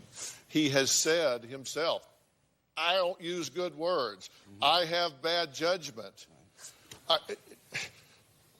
According to the family, he sees her behind closed doors. He gave her a cell phone. That's not true. What? That's not true. I never gave her a secret cell phone. I'm just telling you what, read the line. According to the family. I'm just telling you what the families told me. This is what Tammy said about the cell phone. Knew about self-harming and didn't disclose to the mother. I'm telling you what the family has said. Helped Grace wash her sheets. Didn't disclose to the mother. Visited Grace when no one else is at home. Brought whipped cream to her bedroom. According to Grace, asked her to lick it off 2 times. You say you don't remember. Wrote an inappropriate letter. Brought her a pregnancy test. Didn't disclose to the mother. Allowed her to sleep in his bedroom without his wife present. Declared a 16-year-old girl his best friend at age 38. Involved children in adult issues. Let me tell you, bad judgment, bad judgment, bad judgment, bad judgment, bad judgment, bad judgment. I mean, just look at these things when you go along. These things, every single one of them. You talk about red flags. Mom, come on. What you don't know whether he has been sexually inappropriate with her. Personally, I don't think so. Right. I keep saying that because I hate for a guy to get railroaded just because he has poor judgment. And we all agree he has poor judgment. Yeah. We've always Especially said that. me. I especially agree with that. Yeah. I mean, it's a terrible situation. It's a terrible situation when the good news is you've got bad judgment. But that's the good news, right? I mean, because it means you haven't done something horrible. I told him I think that's a matter of timing. But bad judgment, bad judgment. So what you know is the man that is shepherding your daughter, the man that has kept your daughter alive, your sister alive, what we know about him is he's got incredibly bad judgment. I have a big heart, Dr. Phil. He has bad judgment in like a teenager way. Yeah. Right. Okay. Yeah, I mean, he's very immature. Like, he wants to be... So what is the final solution here? I'll be back if Bridget doesn't kill me at the break.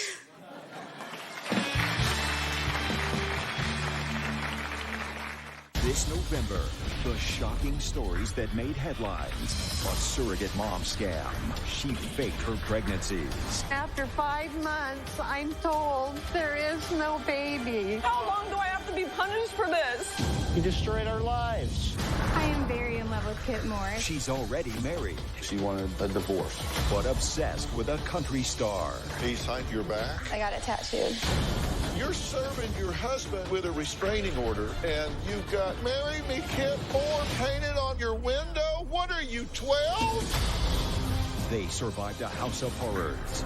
Locks on the refrigerator, blood splattered on a wall. The children speak out for the first time. You found some guns? Yeah, we were going to go inside and kill all of them. This is the month. Did he kidnap your daughter? He did. No. Where anything can happen. She asked me to come get her. You're lying. I'm lying? Why don't you shut the hell up? I'm not going to shut my mouth. If I didn't think I'd go to jail for it, I would go across this 3 feet of floor right here, and I'd take his damn head off. Ready to get real? Go to drphil.com for advice on relationships, parenting, finances, and more. Plus, weigh in on your favorite episodes, share your stories, and find support in the Dr. Phil community. When you sign up for the community, you will automatically be subscribed to the Dr. Phil Show newsletter. Log on to drphil.com today. Bridget, you heard me say You're the only mother these girls have or will ever have. You need help. And then you have a situation like this crop up, and the fact that you don't want to believe it just makes you we get like functionally blind. We look at all of these red flags, all this inappropriate behavior, and you're like, gee, I don't know. Yes, you do. You just don't want to know. And it's not okay. You've denied it. Don't deny it. Wrong, bad, stops right now, this minute, no more, period, zip, zero, nada, no more. Now, here's what we described. Carrie says, well, he's got bad judgment like a teenager. He says, I don't know how to say things right. I don't recognize that these are... Is that the kind of person that we want being the steward for someone that is on the brink? Right. No, of course not. We need help. You need help. And we just need to admit that and acknowledge that. And we need to come up with and set up a plan for this family. You need help mentally, emotionally, physically. And let me tell you, I'm that guy that's going to make that happen for you. And it begins with you. And don't feel selfish about taking care of yourself. You need to take care of yourself. You need a break. There's an organization called OnSite. They are the worldwide leader in intensive workshops and treatment, specializing in emotional trauma, whatever it might be, and mental health issues. And we consider OnSite a trusted source for anybody that's struggling with trauma, self-worth, and esteem, and mental health issues. And OnSite, I tell you, this place is located on a beautiful ranch just outside of Nashville, Tennessee. And I've been talking with them about this family. And that's the first place I would like to start with you guys. And I know arrangements have to be made and things like that, and we're going to talk with you about that. But I really want you to have a break. I want you to let somebody take care of you for a while, and we'll talk about that backstage, okay? Okay. That's just a beginning, and then we're going to work on some stuff going forward. I think you guys are going to, you've got some nice things coming up in your life right now, trust me. I want to thank all of my guests today. I want you to log on to drphil.com, share your thoughts on our message boards. You can also find me on Facebook and Twitter using hashtag Dr. Phil and hashtag SuspiciousMom. We will see you next time. And if you're wondering, yes, we're going to get some help over on this side of the room as well, because I want there to be some real clear definitions about where these boundary lines should be. So we'll see you next time. Thanks so much. Okay. All right. Thank you for coming. Okay. Gary, thank you.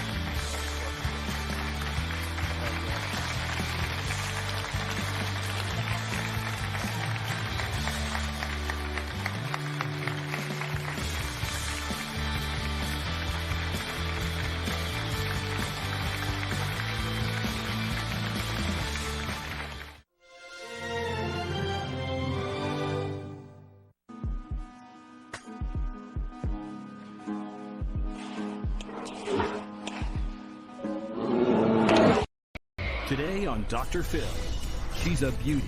You threatened to kill the family in their sleep. And a beast. You duct taped a disabled kid's mouth shut. Talks and he just doesn't shut up. Her parents can't control her. What do you do for a living? I'm a police officer. And trying to help, there's a place called Turnabout Ranch. Just sets her off. You make me go there, I will never speak to you ever again! Let's do it. If we're going to do something here that matters, then we got to deal with the truth. Have a good show, everybody. Here we go. If I can help get this family back on track, are you willing to do that? Ready, 3, take. This is going to be a changing day in your life. Go, Dr. Phil.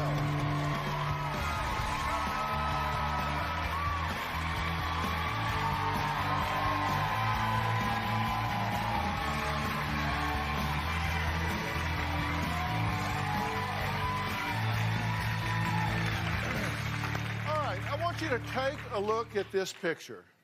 What a sweet little girl. Isn't she sweet? Here she is all dressed up, ready to go to her grandparents' 40th anniversary party. And here's a photo, nearly all grown up at 17. And now a surveillance picture that shows another side to this teen. Here she is walking around the school hallway with her pants purposely pulled down. Now, when a teacher pulled her aside and told her she was being written up, she said, I don't care.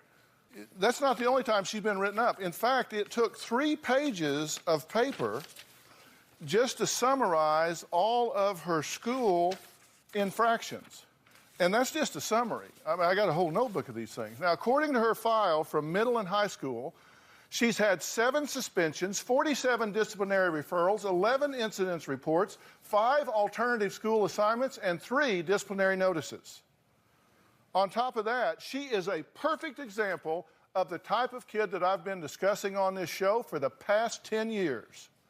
A real bully, and she is proud of it. Take a look.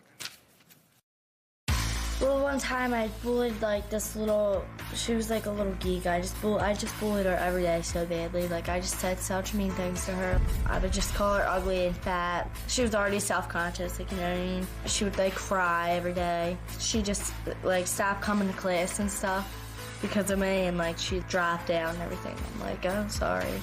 I was mean to her. I was just like, damn, that bitch left. I harassed this one boy. He's like disabled or whatever. He was just so annoying. He would just keep repeating himself. He would say my teacher's name over and over and over and over and over again. And I would go up to his face and I would be like, shut up. And he would just like be like, ooh. I duct taped his mouth. It pissed me off. I hate when people don't listen to me. You duct taped a disabled kid's mouth shut. Yes, I did. What the hell are you thinking? He wouldn't shut up. He talks and talks and he just doesn't shut up. And like he just wouldn't shut up, so one day I just duct taped his mouth. Like, okay, but let me ask you something. You seem to have an expectation that people need to comply with what you want them to do. That your parents need to do what you want them to do, that your friends need to do what you want them to do, and more importantly, not do what you don't want them to do. And that if you want people gone, they need to go. You seem to think that things revolve around you. In my world, they do. Okay, well, but tell me why. And I want to know, because I want to get to know you. And I may have missed it. Help me understand, what's so special about you? I just love myself. Well, I know I get that. I totally get that, but help me, because see, I want to love you too. So what is it that's so special about you? Everything. Make a list for me. Everything. Just everything you see, everything I do. Everything you see. Are you love like myself. Are you like amazingly attractive? Well, yeah, I am pretty, and you know, I have a lot of friends, and you know, I'm just amazing. You're just amazing? Yeah. Let me ask you something.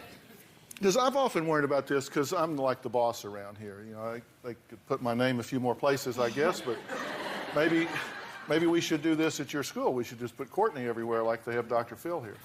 I know. But let me ask you something. Do you ever wonder what people say about you when you walk away? Oh, I know what people say about me. That's why I get mad, and that's why I What do they say about bash your head on the sidewalk. What do they say about you?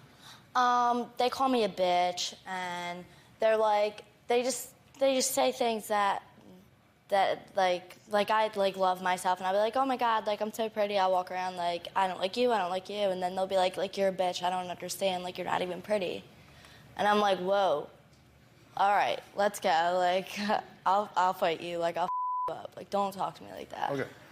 Well, let's talk about some of your behaviors that I think come from this sense of entitlement. In junior high, you bit the principal on the arm? Yeah, because he was trying to cut, like, he was, like, holding my mouth like that, so, like, I bit him. Like, he wouldn't let go of me. And so you were just standing there, and he just came up and put you in a chokehold? Well, like, I was, like, like screaming and fighting all of them, and like he came over to me and like tried to like hold me back, I guess. So like his arm was right there, so I just bit the You screaming and fighting everyone. because like I don't even know. I don't even know what happened. Was this when I you forget. called 911 and told Yeah. I told them jumped that the right over the teachers were desk. attacking you? Yeah. So they came out to school? Mhm. I guess that didn't work out well for you. They came and they just looked at me like, Courtney, what are you doing? Yeah, I was okay. like, In high "Don't school, touch you got me." you got caught drunk Oh, in yeah. the street by the police. Mhm. You punched your mother in the face. Yep.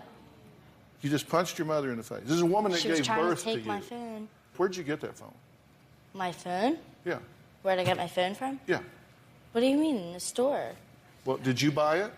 No. Who but bought it's it? still mine. Who bought it? My dad. Not So my you- mom. It was So my your dad parents bought bought the phone, and then one of your parents wanted to take it back, so you punched her in the face. it. Yeah. Okay.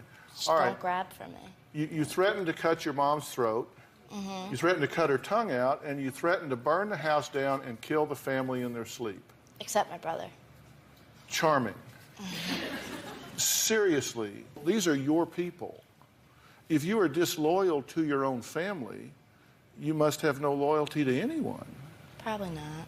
Okay, you were expelled from public high school. You were sent to alternative school. You stole $5,000 in cash and jewelry from your family. Somewhere around What'd there. you do with the money?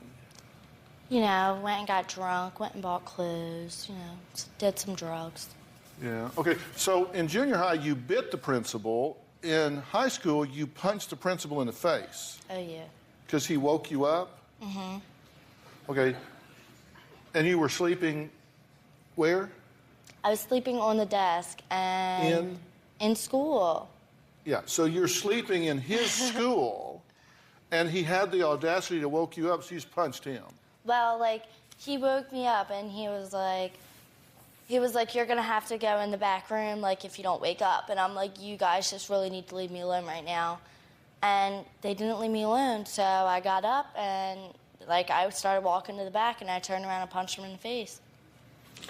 I was like, don't mess with me and don't touch me. Okay, so you've gotten arrested. You bit a cop on the leg. Oh, yeah.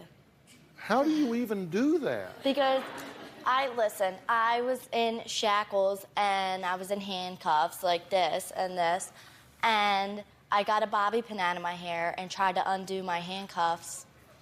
Like, he came over to me, slammed me on the ground, like, ripped all the bobby pins out of my hair, and I was like, well, what the hell? I was like, he's hurting me. So I went over and I bit him hard as hell, and I was like, now I hurt you. Like, Oh, so this don't was mess with after he me. got all. He was just standing over there. She just went over and bit him. Well, no, like, I was, like, taking all the thing, like, I was trying to take the things off, and he, like, came over to me and, like, slammed me down, like, ripping all the bobby pins out of my hair because he was mad that I was trying to undo it. And then, like, my face was, like, right next to his leg, so I just bit him. I was like, So you whatever. have no respect for authority at all. No. Okay. You destroyed the front yard after Mhm. your parents painted your room the wrong color? Yeah, it was supposed to be pink, and they painted it tan, so I raised hell. And how did you tear Literally. up the front yard? Oh, I took the bird bath. I was about to throw it at my dad's car. I was punching the cars. I stripped, like, on my front lawn. Like, I was freaking out. Because, like, they wouldn't let me back in the house to go change. And, like, my dad's throwing all my stuff out on the front lawn. And I'm like, okay, well, let me go in the house to change because I just came from work and I was in my work clothes. And they were like, no, you're not allowed. And I was like, okay. So I just took off all my clothes and started changing. And, like, the cops are looking at me like, what are you doing? And I'm like, well, you won't let me change. I was like, so I'm going to change right here. And they were just like, well, you need to go. Like, So in your opinion, how's all this working for you? pretty good. Pretty good. Would you give it out of a 1 to 10, would you give it an 8, a 7, a 9? What would you say in terms of getting the results you want in your life? Probably like a 7 or 8. Okay, so you're getting away with a lot, in other words. People, they kowtow to you. They let you do what you want to do because you'll raise so much hell if they don't. It's just easier to give in, right? Well, yeah, kind of. So why are you here today? Because I'm like failing school because of how my parents are just like so like over the top with me. It's because of my attitude, I guess, my anger. Mm-hmm. Are you crazy? No. You don't think you're crazy? No. No, I'm asking that sincerely. I'm not trying to be a smartass. I mean, do you no. think, do you lose control to the point that you think, you know what, I'm a little whacked out?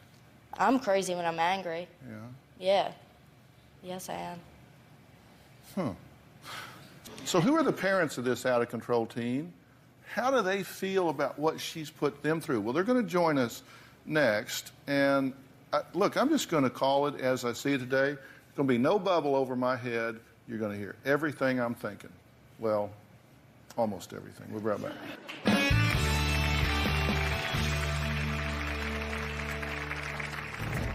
A few years ago, she punched me in the face, and I ended up with a bloody lip. I threatened to kill my mom. I told her I was going to slit her throat and cut her tongue out, and I told her I was going to put gasoline around the house and light the house on fire. What can you say? It's just, I can't believe that's my daughter. My parents can't control me. They can't.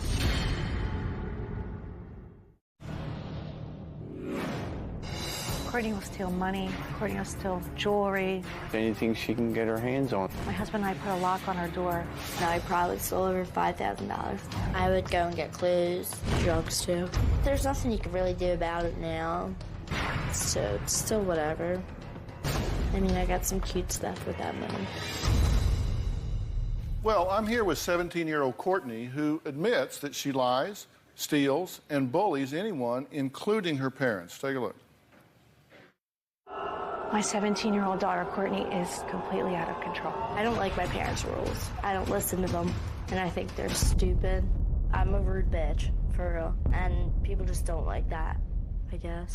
I tell my parents to go themselves a lot, and I call my mom about, 5 times a week. I call my dad a pig. Anything you can imagine will come out of that mouth. I'm just dumbfounded. I would advise people not to mess with me. When I get angry, I do some crazy things. A few years ago, she punched me in the face, and I ended up with a bloody lip. I threatened to kill my mom. I told her I was going to slit her throat and cut her tongue out, and I told her I was going to put gasoline around the house and light the house on fire. When Courtney gets like that, words can't describe it. I feel like it's not happening.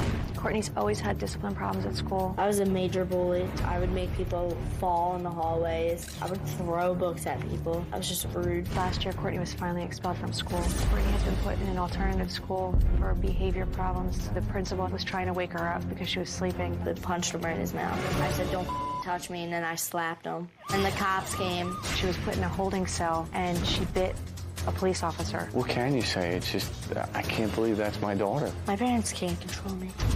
They can't. We have tried everything. Nothing has worked, and I feel angry and confused and sad. There must be a way to control Courtney without her having to go to jail or be institutionalized. Where'd you go last night? Oh my God, leave me alone. It breaks my heart. And as a parent, you always like to think that you have the answers for everything. And we're just at wit's end with Courtney. Well, Courtney's parents, Barbara and Chris, are here, and you've been watching our conversation. Yes. Yes.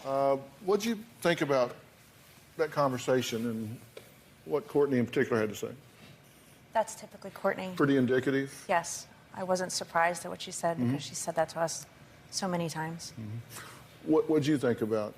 She's brutally honest. She'll tell you exactly how she's feeling. And that's Courtney. You say she's always been difficult, even as a toddler. Yes. And you say about the 6th grade, it really got... Really out of control. You've bullied some people to the point that they just left, right? Left the school? And you were like, yes. I was just like, bye. It's like, hey, I love myself. Don't let the door hit you on the way out. Yeah. So, do you know what the word empathy means? No. Yeah, I'm not surprised at that one. Empathy is the ability to put yourself in another person's circumstance or situation and understand how they feel. Like if your friend had a parent die that they loved very much, you could be sympathetic with them, just like, you know, gee, I'm so sorry, and there's anything I can do for you. That's sympathy. But empathy is the ability to put yourself in their situation and have some understanding with the pain they might be feeling or the sense of loss that they might have, so you can relate to them because you're empathetic with them.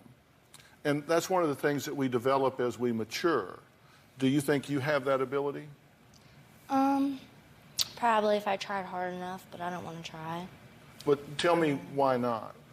Why would you not want to try? Why that's okay? I'll just learn that on my own when I have to.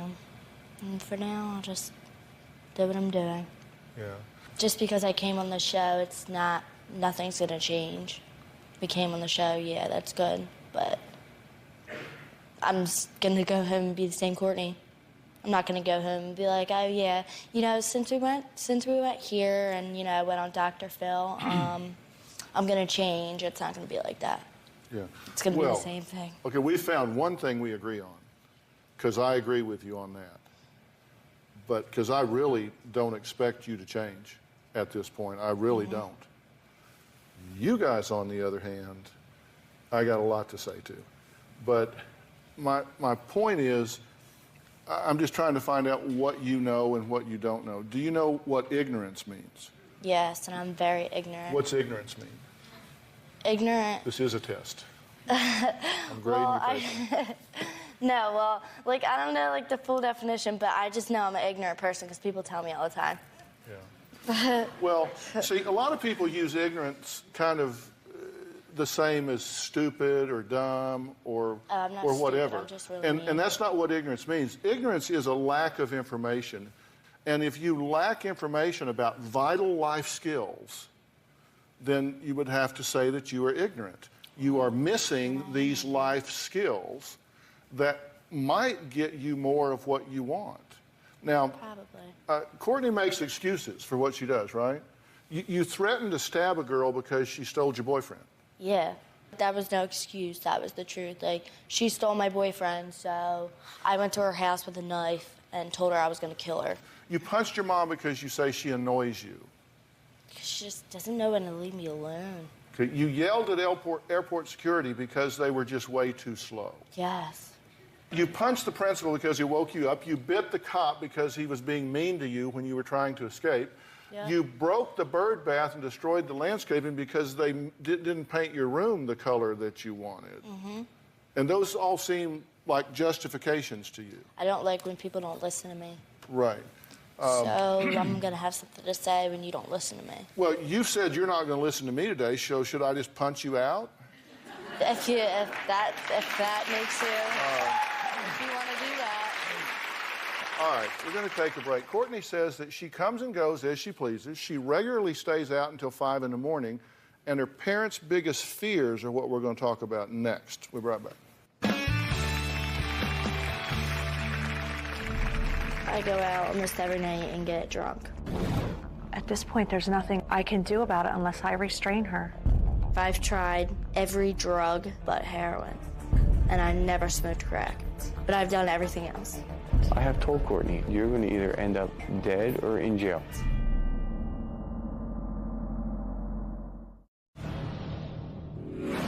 I have a problem with anger. If people look at me wrong, or people give me dirty looks or say something to me that I don't like, I just go off. When I get mad, I freak out. I can't even explain it. I black out because it's just bad. Well, that was 17-year-old Courtney who says that she's just mad all the time. And the only thing that makes her happy seems to be alcohol. I go out almost every night and get drunk. I'll come home at 5 o'clock in the morning, drunk, high. I just don't care. At this point, there's nothing I can do about it unless I restrain her. She just goes. I'm afraid she's just not going to come home. I'm afraid she's going to end up dead. I've tried every drug but heroin, and I never smoked crack, but I've done everything else. Courtney is headed for disaster. I don't think I have a problem.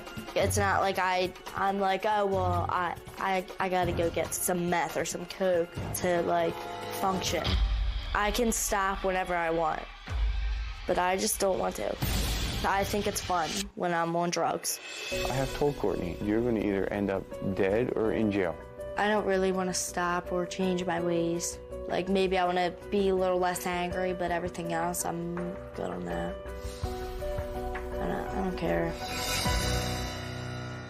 Well, Barbara says Courtney goes out all night without asking. She skips school the next day. You know she's drinking. You know she's doing drugs. It's all underage. Chris, what do you do for a living? I'm a police officer. So you know that there are elements in our society that can ring her up in a really bad way. Absolutely. My biggest fear is her not coming home and us not knowing what happened to her. Just disappear. Yeah. And that's what it might have to take for me to learn my lesson. I get the feeling that you're kind of like Chatty Cathy. You got certain things you say, and I have a hard time knowing what you really mean and what you're just parroting back, because you actually strike me as being very intelligent. So that tells me that you're kind of playing a role, and I'm just curious why, and that's why I asked her early on if she thinks this works for her, and she gives it like a 7.5. Now, what's your theory about why she is this defiant, this rebellious, this angry, this much maladjustment to society? I believe Courtney was an overindulged little girl. We gave her a lot. She learned early on to kick and scream for what she wanted. But as she got older and I had my fourth child, we started becoming more firm. And by this time, she was already in, heading middle school. What do you think? I believe that, like Barb said, with the other children, when our fourth child came along, Courtney wasn't the princess anymore. She wasn't the only girl in the house. We had our fourth child as a girl. She's 10 now. And Courtney didn't like sharing a spotlight with another sister. Parents bring me teens sometimes that have behavioral problems, attitude problems, emotional problems, whatever. And, if there hasn't been any other indications of some kind of brain abnormality or whatever, clear things that would be associated with neurological deficits, then you're kind of left with environment and parenting. And my view is she's just throwing a huge, long tantrum and continues to get paid off for it. Because y'all cave, right? We compromise, yes. So in other words, she's right. This works. And I'm not saying that, we'll talk about the why in a minute, but in your view, this works, right? You get away with stuff. Yeah, kind of. That's a problem. You'll be 18 in 8 weeks, 9 weeks? Something like that. Yeah. So what we're trying to do here is fix up the next 8 weeks. Because at 18, you no longer have any control. You only have the ability to influence. So the message to parents out there is you better fix this when they're 4, 5, 9. We've tried. We've tried everything. We've punished her, and we've done everything in steps. Right now, she does not have a cell phone. She doesn't have a computer, and we will not allow her to get her license. The only thing she has until she's 18 is a roof over her head. That's it. How is it working for you? Because it just is. If you don't have a car, you don't have a license, you don't have a cell phone, you don't have a computer, you don't have some of the things that you would like to have, then your approach is less than fully efficient. I'm good where I'm at right now. Okay, then you're good. All right. So what happened the night Courtney blacked out from alcohol? We're going to talk about that next, and then I'm going to make some suggestions.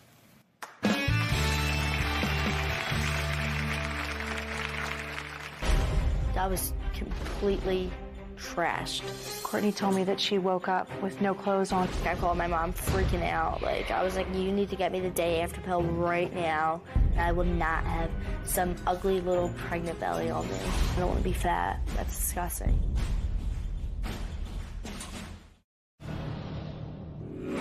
We had the bedrooms painted and Courtney didn't like the color. I've been telling my dad I wanted my room pink for so long. I came home and my room was not pink. It was tan. I snapped. She threatened to take a Sharpie and write all over the walls. She threatened to take an axe to her bedroom furniture. I was throwing everyone. She actually broke her full-length mirror and was holding the shards of mirror like she was going to hurt somebody. I was terrified. Well, that was Courtney and her parents talking about another incident where she just didn't or couldn't contain her anger. Now, Courtney's mom says her daughter is also sexually active, and she is seriously concerned. When Courtney was a sophomore, she asked me if I would take her to get birth control. I was 15 when I first had sex with some scumbag, but, you know, that's how it always is. I lost my birth control pills. I lost them. I don't know where they went, so I stopped taking it. Last year, Courtney came to me after a party and asked me for the morning after pill. I took ecstasy that night, and I drank 2 bottles of vodka, and I drank a 24-pack of beer, and I smoked like 3 blunts of marijuana.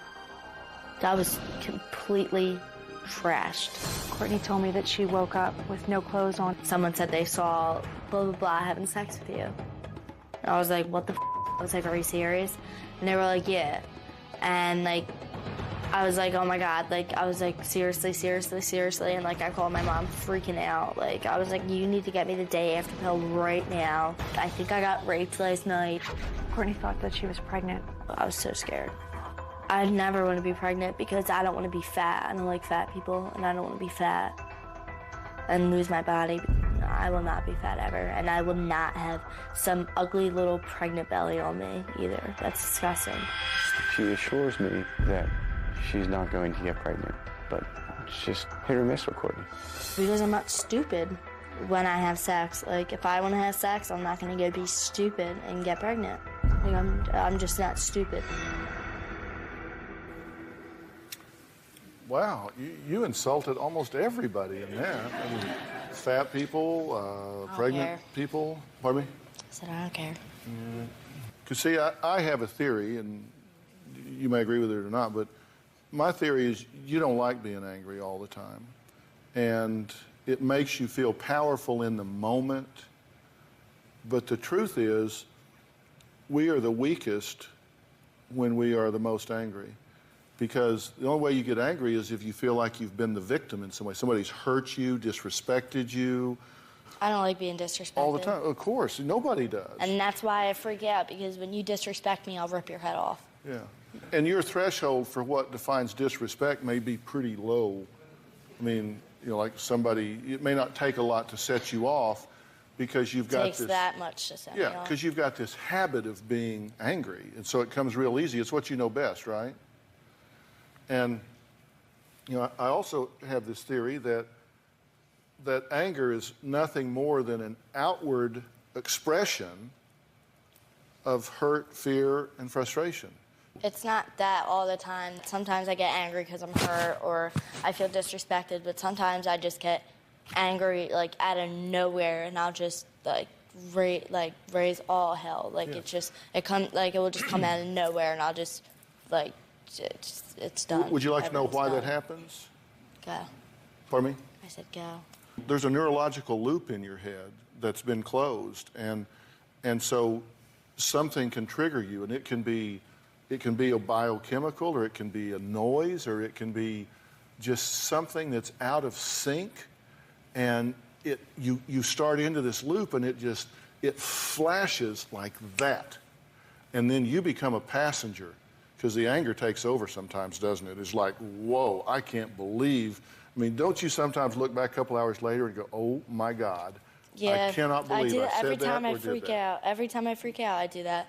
Like, when I went to that girl's house with a knife and tried to kill her, like, a couple days later, I was like, what the hell was I doing?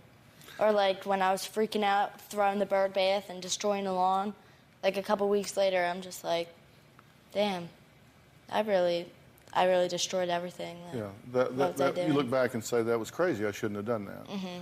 But in the moment, it makes complete sense to you. So we basically just had, I think, a very intelligent conversation about her anger, which tells me that she has a capacity for insight. And this is not the Damien Seed child, you know. She's not the evil child. She just has virtually no coping skills. This anger takes over. And that has to change and can change. And she actually does want to change it. The truth is, she doesn't like that about herself. I mean, be honest. I mean, he says you're brutally honest. I don't like being angry. Yeah, she doesn't like being angry. And we'll be right back.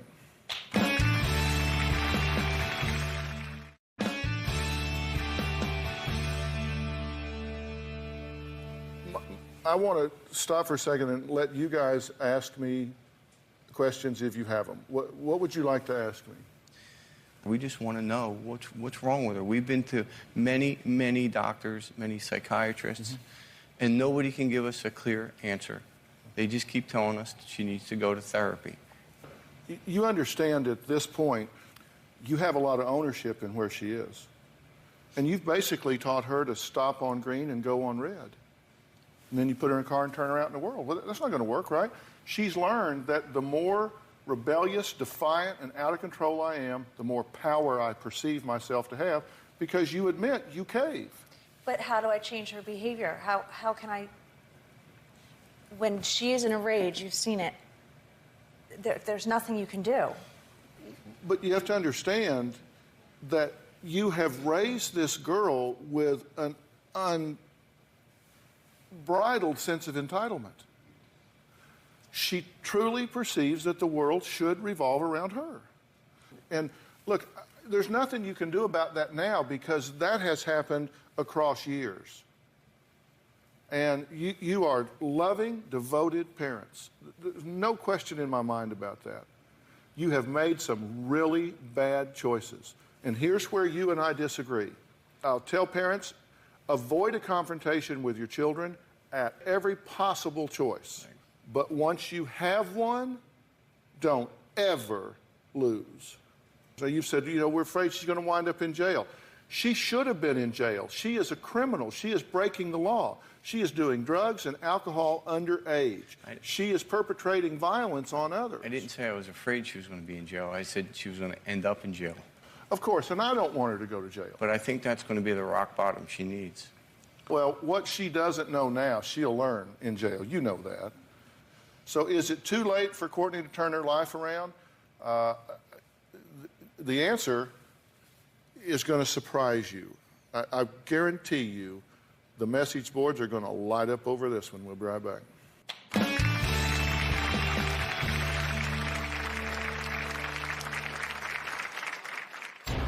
Courtney talks about dying young. Courtney talks about partying. I don't have goals. 5 years from now, I'll probably be in jail, like if I keep going at the rate I am right now. Or I'll just be like an alcoholic, raging alcoholic. As soon as she assaulted a police officer, I knew that I really have to back off because she could really hurt somebody. I feel like I've almost given up my role as a mother. I just feel like I can't discipline her and I can't confront her because she will go into a rage. So it's kind of like at this point, Courtney's just doing what Courtney feels she can do. Well, I'm here with Courtney and her parents, Barbara and Chris. Courtney has a long history of being defiant, rebellious, violent. Barbara and Chris, in my opinion, we ask a lot of questions of our guests before they get here. These are loving, caring, attentive, dialed-in parents. I said I was going to tell you what I think. Is it too late for her to change her life? The answer is no. It is not too late for her to change her life. It is too late for you to change her life. So I'm telling you, you say, Dr. Phil, what can we do as parents to help her not self-destruct? That ship has pretty much sailed. You're 2 months away from her being 18. You have no influence over her at that point. You have no control over her at that point. You could inspire her, you can influence her. So y'all, there's nothing you can do. And what you're going to have to learn a harsh reality of is they don't owe you a damn thing after you hit 18. That's okay.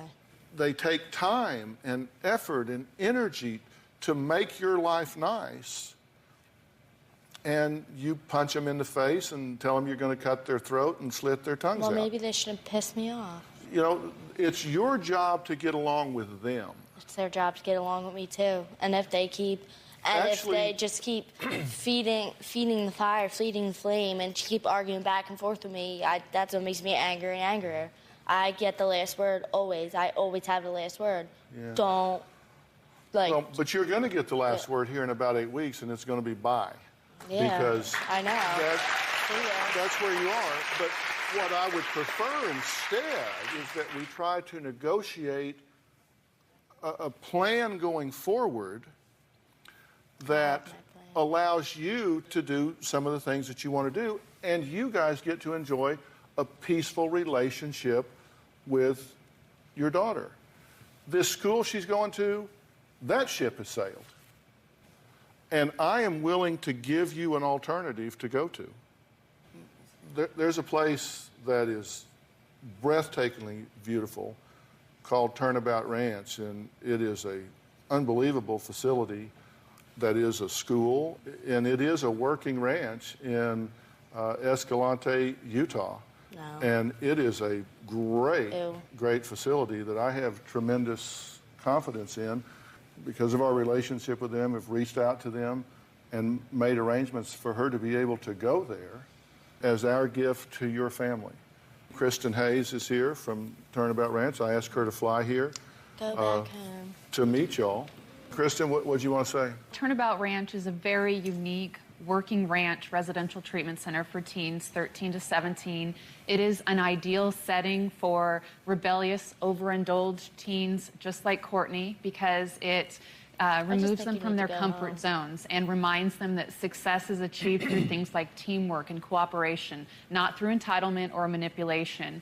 And students aren't just attending classes or participating in therapy. They also play an active role in managing the operations of a working ranch, which teaches them things like accountability and respect, and also real values. And we're very pleased to offer her this opportunity to turn her life around at Turnabout Ranch. I really hope you'll reconsider.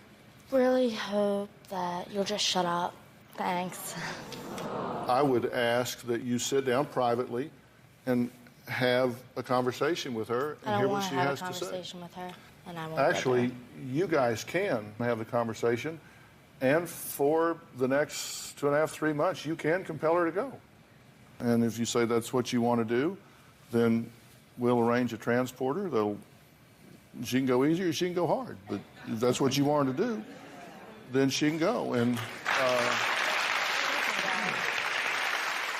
you're going to have to make a decision whether, you know what, we may be at the end of this game, but by God, we're going to stand up for ourselves one time, and she's going to go out with a chance. She can go out into this world with a chance, or we're going to cave one more time and let her do what she wants to do. We're done caving. It's not going to happen. We'll be right back. Well, I want to thank all of my guests today. We've been talking about a highly rebellious, defiant teen, and I think it's a teen that's controlled by anger, and you've seen this a million times, right?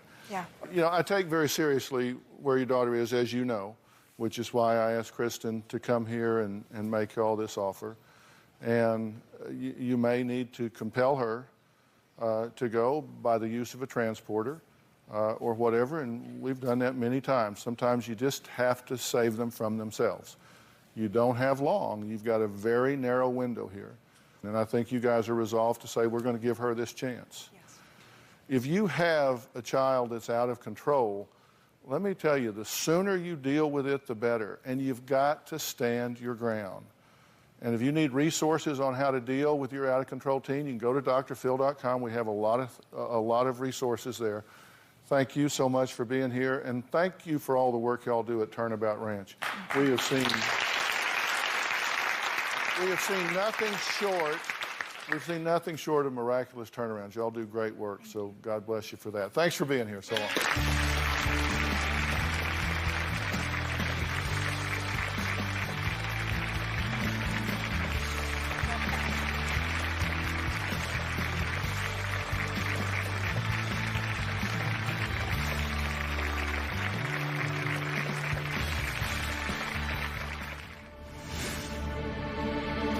I'm not going to Utah!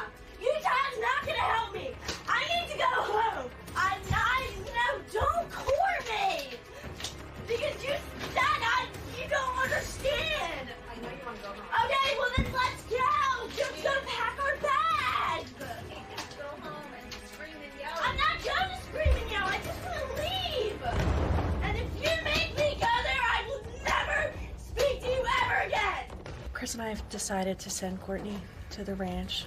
Only choice you're going to have is whether you go with us or you go with strangers.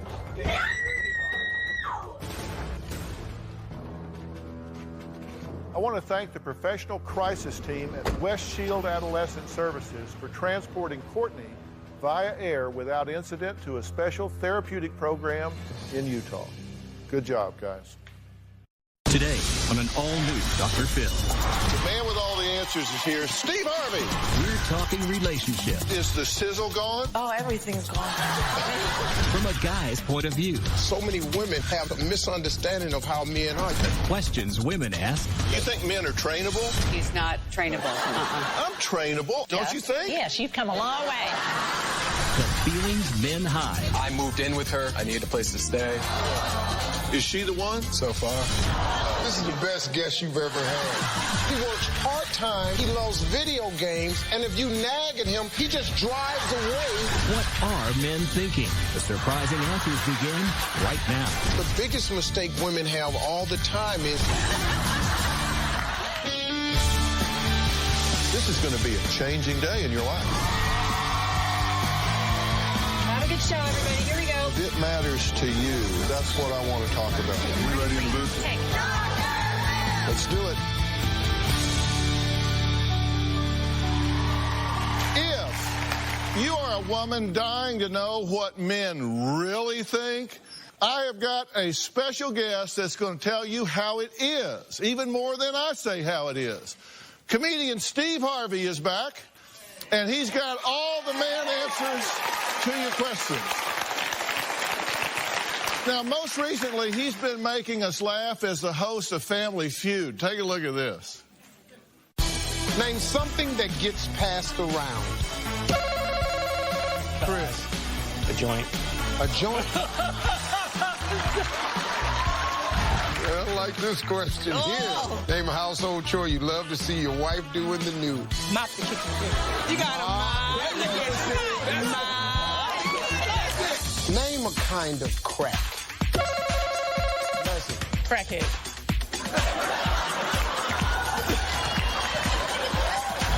Name something a burglar would not want to see when he breaks into a house. Rob. Naked grandma. Naked, huh?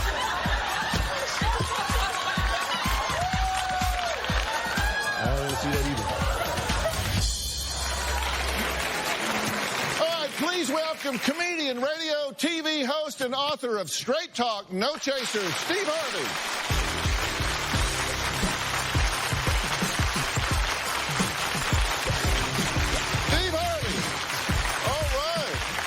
Good. How are you? You looking sharp today. Thank you. We were up late last night. Oh, you can say, we can say that? We could say that. Yeah. Yeah, we had a dinner at Dr. Phil's house last night. I don't call him Dr. Phil anymore. I call him Philly. Got a new nickname. I saw him at his house. Really, probably shouldn't say this. One of the nicer homes I've been in. I can tell you that right there. I'm going to have to get me a doctorate degree because you're making cash. I'm sorry I brought it up now. Your wife did a beautiful job, though, man. Well, she loves her home. Your wife is lovely. She's here. Marjorie's here today. She controls my every move, so. Yeah, we're going to hear from her later, so I'd be careful what you say. You got me last time I was on the show. I wanted to tell you I didn't appreciate that, too, buddy. Yeah. You just had your way with me last time. It's okay. I might get you back a little bit today. Yeah, well, you might. But hey, listen, I gotta bring up something that, because Robin and I are so often targeted in the tabloids, and you got a turn these last couple of weeks. I don't know if y'all saw it, but you had an ex-wife that started saying a bunch of things about you that just absolutely simply were not true. She was saying that you left her penniless and destitute. You kept your mouth shut. You took the high road. And then a judge lifted the gag order and kind of blew the whistle on her. And when the court documents were opened up, you gave her 3 houses. You only had 3 houses, right? It's every house I had. You gave her all the houses you had. I was homeless. Yeah. She had some great lawyers because I paid for them. They were outstanding. Yeah. I can't tell you how impressed and proud I was in the way you handled all of that. I still have a mission as a father. I have 3 sons. I've always taught my sons to be respectful of their mother. And I can't let my sons see me say something disparaging or disrespectful publicly about their mom. On the internet, you're allowed to say anything you want to say. And we were fortunate enough in that we had the resources and the ways to get the truth out. They're even now attacking my dog. It's not enough about me. They're attacking my dog. You know Maggie the dog. Yeah, I met Maggie while we were eating. That's Maggie all grown up. I was really proud of the way you handled everything, and I hope you put that behind you and move on. And I am proud of your new book. Now, you're kind of getting in my lane here. I marked a few questions that I had in the book here that we want to go over. But this is his new book, Straight Talk, No Chaser. All I do is give women, you know, a peek inside the gentleman's club, a peek inside the locker room, a peek inside what we talk about with each other. I just let women really understand how we are, because so many women have just a misunderstanding of how men are. You keep thinking we're like you, and if your man was like you, y'all couldn't even make it, not for a day, you know. And there is not one thing in here that's politically correct. There's not one. There's not one thing in here that you wrote because somebody expected you to, but what I like about it is you don't present yourself as an expert. What you say is, I'm going to be your friend at the factory. I'm going to tell you what men really think, what they really talk about. Men are wired different. So this is how we look at the deal. I don't care if you don't like it. He doesn't talk to me the way I talk to him. He can't. He can't. He's a guy. Who wants to be married to a guy just... You're so, you know, Phil, you know, honey, hey, man, what are you doing? You don't want to roll over in the morning and look at you, right? You don't want to roll over and be married to somebody that looks like you, thinks like you, talks like you, smells like you. All right, we're going to answer some questions today. Our first guest is a young, beautiful model and actress who says she cannot find a good man that's ready to commit. Take a look.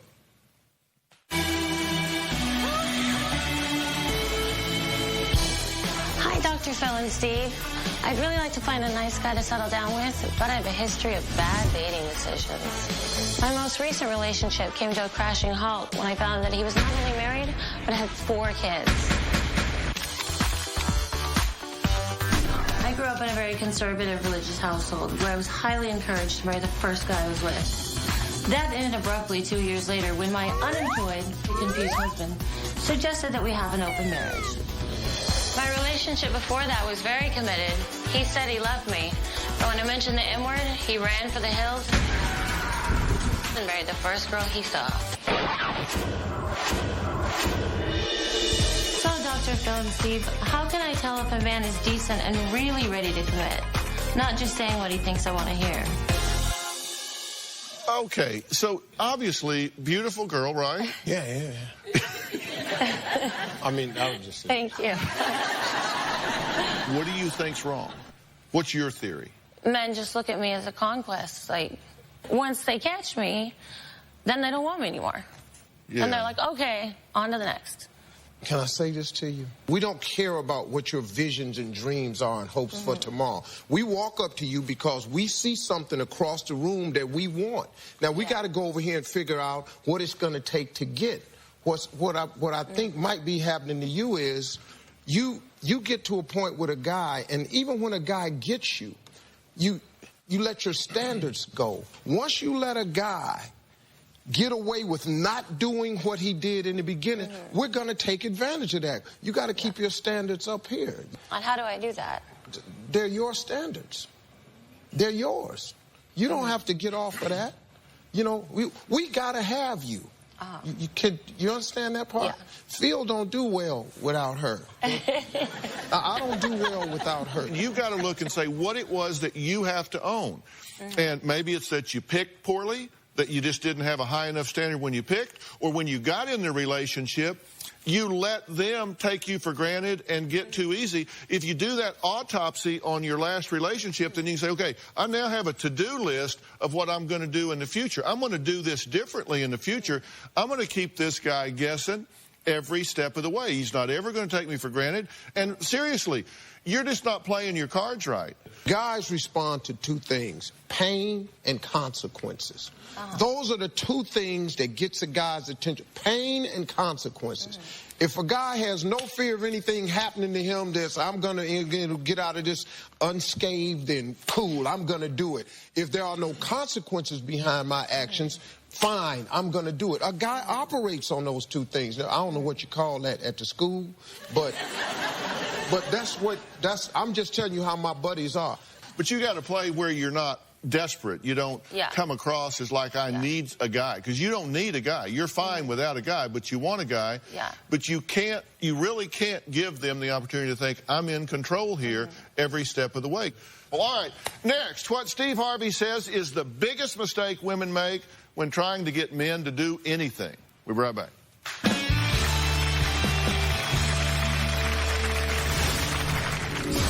I feel like I have to nag Anton all the time to do something. You spend all your time playing video games. You're not going to win this conversation.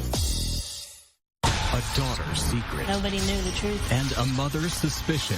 When you found this picture on the cell phone. And I was in shock. A mother is not expecting to find something like that. I started digging by myself. I retrieved a box out of the ground, and that's when I saw. Sorry. One of the most shocking confessions. I'm so desperate to see if what I was looking at was real. And it was. Ever revealed on Dr. Phil. 40 police officers, a crime scene unit at my house. Secrets gone wrong. I felt my life was over at that point. Find out the secret Monday.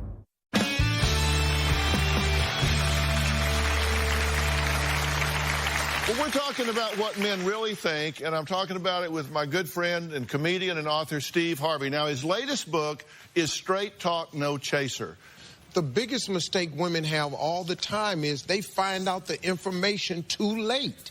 You find out he's married too late. You find out something's wrong with him. He's really not working. He's really not a committed type guy. You can get this figured out in 90 days if you give yourself a chance. But once you commit yourself physically to a guy, you become emotionally involved and you try to force to make it work because I slept with the guy. And you end up dragging yourself through the mud with a relationship that you really need to get rid of. All right, but we did a poll about that. To really understand a man's intentions, Steve says women need to hold on to sex for 90 days. So we asked you if you thought it was reasonable to ask a man you're dating to wait 90 days before having sex, and here are the results. 84% of you said yes, it is reasonable to wait 90 days. 16% said no. What do you think about that? You know, I got a lot of flack from that chapter. That's the most flack I got. Women could not understand that. But I'm figuring like this. Look, if you're looking for a lifetime commitment, what's 90 days?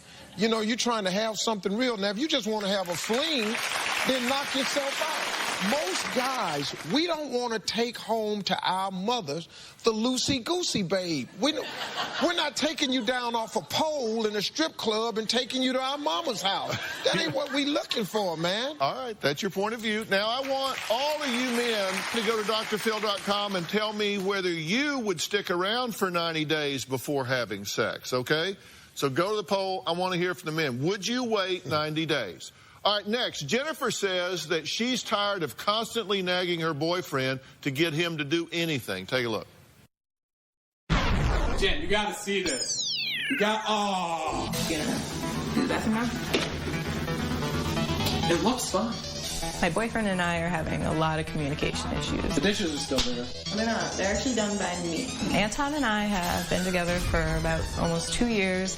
We just recently moved in together. I feel like I have to nag Anton all the time to do something. That's how I spend his time, playing video games. Infinite boost, infinite boost. My avatar is sad. Anton and I bicker a lot about doing household chores. He slept until 7:30. Yeah, that's what people do, Jen. People sleep.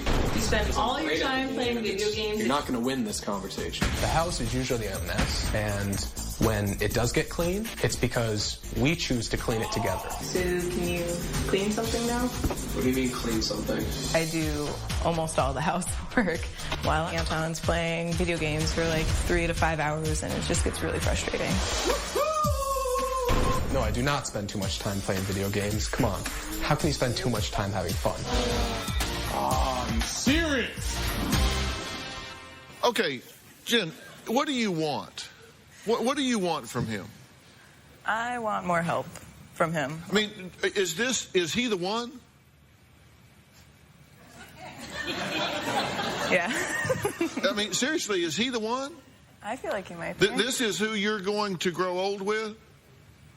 Hope so. I don't want to be jumping from guy to guy. Yeah. Is she the one? So far, yeah. we have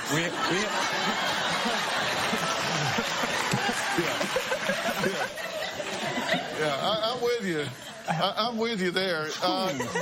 You know why we're distancing ourselves? We're distancing ourselves because the women are getting ready to storm the stage. Okay, but no, seriously, your question is why can't you get him to do anything? How can you get him to do more? I'm going to answer the questions in reverse order. How can you get him to do more? You can't. And why can't you? He's 19.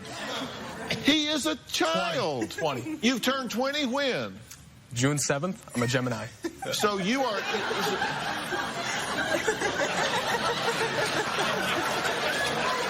Hey, it's cool. Don't worry about it. I'm a Gemini. I got this. You'll be 21 in June. Yes. Okay. Do you have a... I love this guy. Do you have a job? Yes, I do. What do you do? I'm a part-time sales associate. Do you work a lot? I'm part-time. And do you play a lot of video games? I enjoy video games, yes. Are you good at it? No. Most of the time. Yeah. What are you playing here? You've got a steering wheel of some sort? Yeah, that's the Wii. We just got that, so I'm still in the beginner stages. I mean, as you can see, I don't really have a good turning radius, but I can drive a car fine. And having a good turning radius on Wii is important to a relationship. Are you worried about him being able to contribute and provide and, like, pay bills and buy a house and take care of babies and things that happen when people stay together and get married? Yeah, I'm definitely a little worried, but... You're a little worried about that? Still young. So, male point of view here, Mr. Harvey. I mean, look, I got a chapter in the book called Dating by the Ages and what women should expect from men in their different periods, and this guy's not letting me down. Yeah. If you read the book, I describe men in the 20s. This is my guy. I couldn't have picked a better guy. I mean, this guy's living the life. He works part-time. He loves video games. He cleans occasionally. I mean, he doesn't, and if you nag at him, he doesn't care. He just drives away on the Wii game. This is great, but for you who wants more, you're expecting more from this guy, and he's not there yet. You know, I describe in the book how I try to tell women that when you're ready to settle down with a guy has got to capture three things: who he is, what he does, and how much he's gonna make. Those three things drive us. Who we are, what we do, and how much we make. This is unclear in any category. We'll be right back. Tuesday on an all-new Dr. Phil. Her boyfriend is jealous of her best friend. I don't believe that I'm crossing any boundaries. Commit to this relationship or get out of it. But you don't go play footsie with this guy. That's Tuesday.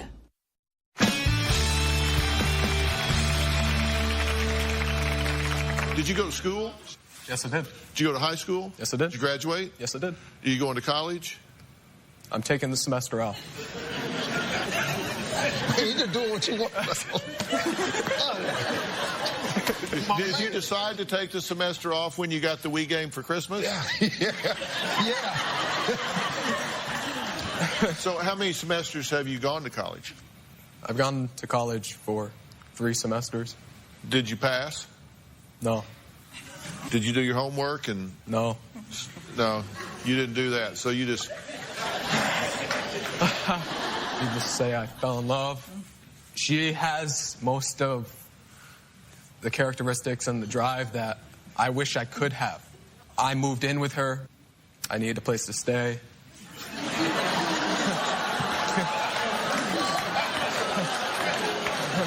But I do love her. You can't make this stuff up.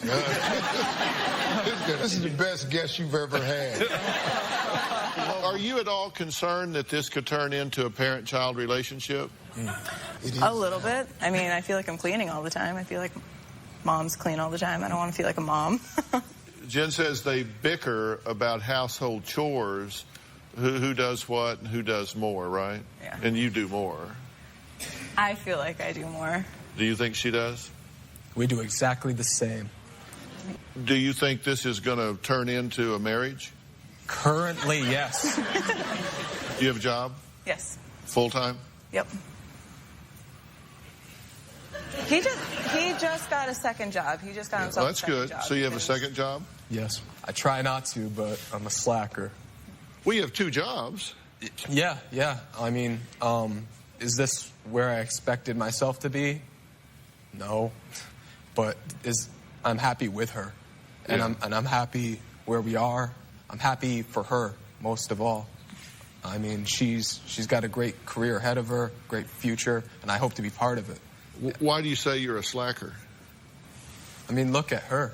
I feel like I'm just not enough. Well, maybe you should, like, man up and become what you think she deserves.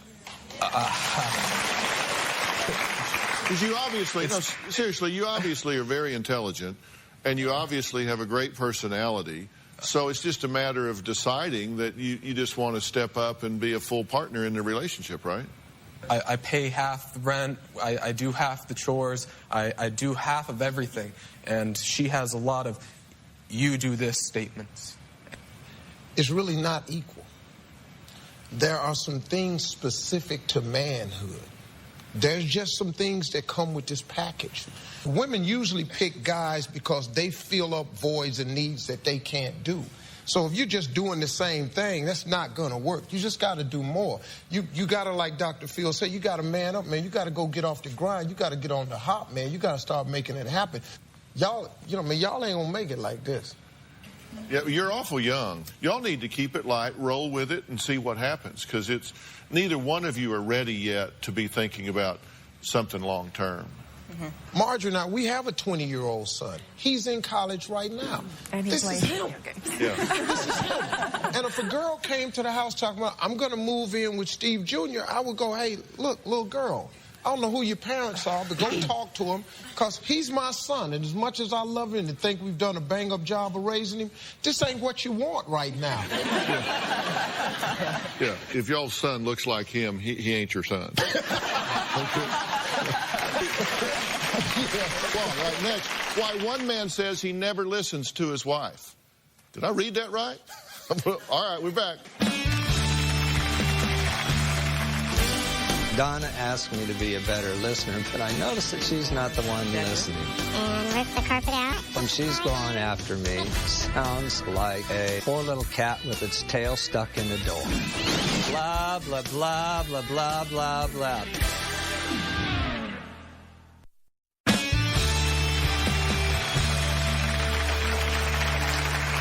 We've been talking about what men really think with comedian and author Steve Harvey. Now, his latest book is Straight Talk, No Chaser.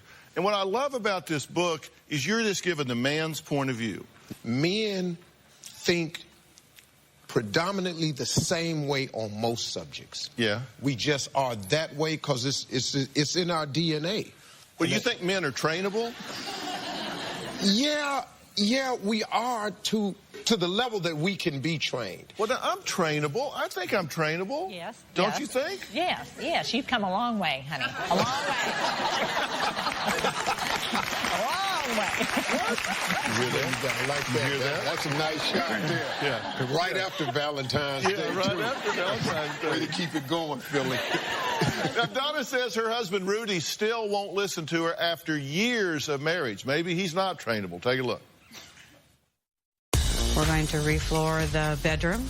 My wife, Donna, peppers me with questions and doesn't even let me answer the first one when she peppers me with 5 or 6 other questions. I would like to see Rudy doing more listening.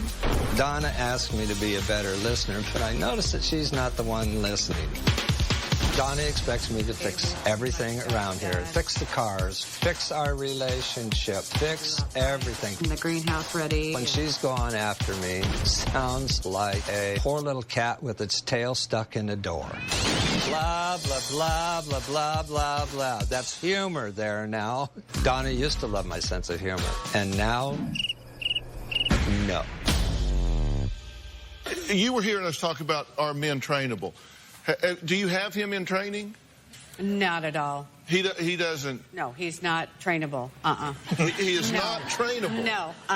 What's the biggest disconnect? I think if we have a problem that arises in the marriage, which everybody does, I want to sit down and talk about it, fix it, come to a compromise, and move on. And he doesn't? No. Okay, what does DJN stand for? Demanding, judgmental, and needy. Demanding, judgmental, and needy. And that's how you refer to her, DJN. Jokingly, yes. Jokingly? Yes. Yeah. Jokingly. She's not laughing. No, I know. She's not laughing. No. So, Steve, what do you say to that? I mean, because, help me out here. I have a chapter in the book called The Real N-Word, and it's nagging. And I want to tell you what makes men think you're nagging. It's 2 T's. It's tone and it's timing.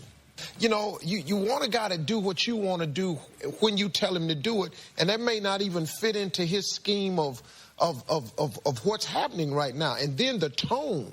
You know, if you're talking to the guy like he's a kid, you know, we're going to shut you out, man. We're just going to block it out because of your tone and your timing, and now you're nagging and we don't hear you. And then when you got something real to bring to the guy, he don't hear that either. So what do you think about what he's saying?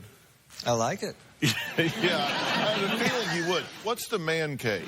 The man cave is where I do a lot of fishing pole repairs, and it's my sanctuary. It's one of my sanctuaries. Yeah, and you like to be in there by yourself, right? Yes. Okay, we've got a little tape of the man cave. I have 2 man caves, and my man caves are my sanctuary. One man cave is the cave that you see right here, right now. All the things that I love to do. And my second man cave is in the garage. I have fishing gear, tools, and antiques. When I'm in my man cave and my wife comes in, I'm like a bobcat being backed into a corner. I'll come out and I'll let you know that this is not appropriate. What can she do? Give her something, you know, not a criticism, but something with a verb in it that she can do that would cause you to engage more. Come in and say to me, you know, honey, when you get a good time to come and help me, would you do that, please? And that just simply that, instead of demanding. Yeah. If Robin came and said, hey, I really need you to come get this off the shelf for me or get it down, something like that, my thinking is she usually doesn't come get me till she needs it. You want it when you want it, right? That's right. That's right. And it's very important. I wouldn't ask if it wasn't important. And so I need it. And if you don't come, then fine. I'll do it myself. And if I break something or drop it, then I'm sorry. I'll have to replace it. And they break something and drop it on purpose. Yeah. Oh, that's when you hear the door slam, and that's when you know, okay, she wanted this right now. We don't think and feel the way you think and feel. So if your currency is for us to connect at the same wavelength that you're on, that this to you is like a really big deal, and this was a message, this had a meaning, this had a gravity. Yes. And to us, it's like, not really, that wasn't what was intended. It's hard to connect on that wavelength. I understand, because we can take an evening where we can just have a rip-roaring, holler-and fight. We get up the next morning, and he hands me my coffee and says, here's your coffee, dear. you go to bed, you're upset. But in the morning, what a guy thinks is, okay, we've had a full night's sleep. This should be over. I'm going to bring some coffee. Here's my peace offering. I still love you. Sorry about the argument. Yeah, that doesn't work for you at all. In a guy's mind, though, we've been to bed. This has got to be over. 8 hours. I'm knocked out. New day, new start. Let's go. That's how we look at it, man. So that cup of coffee is an olive branch, isn't it? This is a peace offering. Not necessarily. It's something I do every day. Yes, it is. Yes, it is. Aren't you trying to be... Aren't you trying to be nice?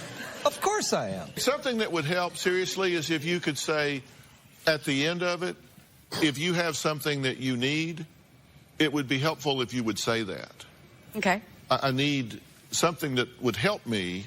Something I would need is A, B, or C. Okay.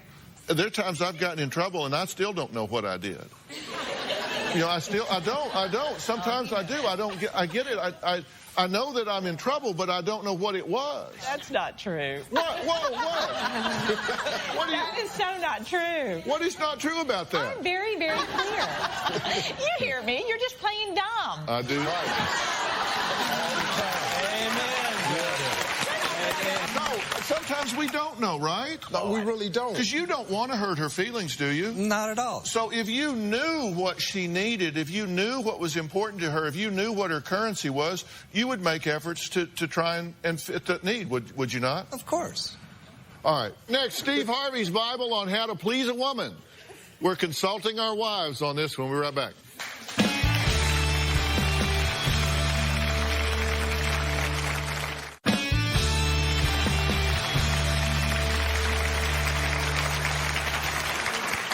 Well, comedian and author Steve Harvey has written the 10 Commandments of Pleasing a Woman in his latest book, Straight Talk, No Chaser. Now, we're bringing in the experts for this one. Steve's wife, Marjorie, and my wife, you all know, Robin. So say hello. What do you mean by commandments? I took a lighthearted approach, but thou shalt give her free time. True. Thou shalt remember the small things, you know. Tell us a little about him. Watch out. What's a small thing? What's a small romantic thing he does? I'm gonna be over in your house in a minute. Just let you know. Well, he knows that I love flowers, not leaving his plate on the table and food everywhere. And it's like, okay, sweetheart, just rake it in the trash. The trash is right there. Oh, so you bought that up on TV? See, because that's the thing I don't really care to do. You know, excuse me, I'm not trying to act like a big baller or nothing, but excuse me, housekeeper? Does he eat like a wolf or something? Why is there food all around? All right, number 3, you say thou shalt consistently find new ways to say, I love you. Run her bath water for her. You know, she loves taking a bath. Just run the bath water. Oh, that's so sweet. You know, Do you run Robin's bath water? No, I don't run her bath water. I mean, you gotta run your wife's bath water. No, I don't. This is crazy, man. Why we up in here on your show? You don't even run your wife's bath water. This is embarrassing. Number 4, thou shalt chip in. I chip in. Tell me You how. don't run the bath water. No, you don't chip in. Number 5, thou shalt help with the kids. Those are all our kids, you know, and I do everything. I'm there for my kids. I do everything. You don't do anything. You don't know what I do. I do too. Okay, name something. Right here. I do all kinds of things with the kids. I'm constantly on the phone with Jordan and working with him on. He's always there for the kids. On to his help music? me with the kids, no. But he's always there for the children. Now, I will say he helps me with our granddaughter. He's so sweet. I can say, hold Avery while I run and get a bottle. Or hold him. Oh, she's so cute. So he's getting better even now with the grandchild. Well, she's more comfortable with me now. Yeah, she is. She loves him. Because used to, I'd pick her up and she'd go like that. And now she just climbs like a spider monkey. And here's the next one. Thou shalt embrace the art of foreplay. Now, that's why we're really on the show now, see? Now we're talking. Because I consider myself a surgeon. You know, I'm always finding ways to make it, you know, ready time. See, I stay ready. I'm ready. I'm ready. I don't need nothing. If you come in the bathroom and go, I'm good to go. I've said women need a reason, men need a place. That's true. Thou shalt respect her schedule. Yeah, does she respect your schedule? She does. She doesn't respect mine. She just books stuff. You'll buy tickets to a play like a musical. I hate musicals. I hate them. I don't want to sit there and I'm watching what's happening and all of a sudden this dude just busts out singing. And I'm just sitting there going, and you don't even know the song. And I hate it. And so she books that kind of stuff and I have to go. Foreplay. That's foreplay. See? They'll go in the plays. Yeah, that's the reason. You just need a place, remember?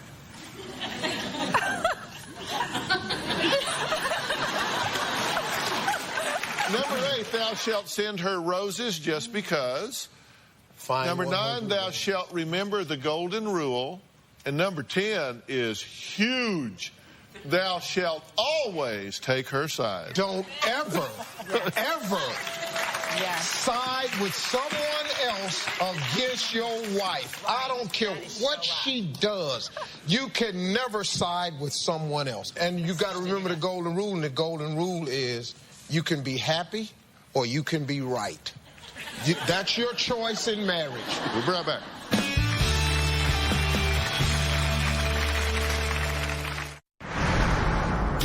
Dr. Phil and Steve, after 25 years of marriage, after the children are gone, the humdrum existence of everyday life, how do couples keep the sex hot? To seriously spice it up in the bedroom? It seems impossible after so many years. Please help.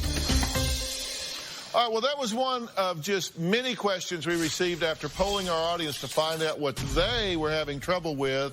The man with all the answers is here, Steve Harvey. He's just saying, look, I'm your friend at the factory. I'm going to tell you what guys really think, because nobody else will tell them, right? No. Nobody else will tell them because it's not very flattering sometimes. Right. All right, Suzanne and Mark, that was your question, right? Yes. About keeping it going in the marriage. Is the sizzle gone? Oh, everything's gone. Sorry to hear it, Mark.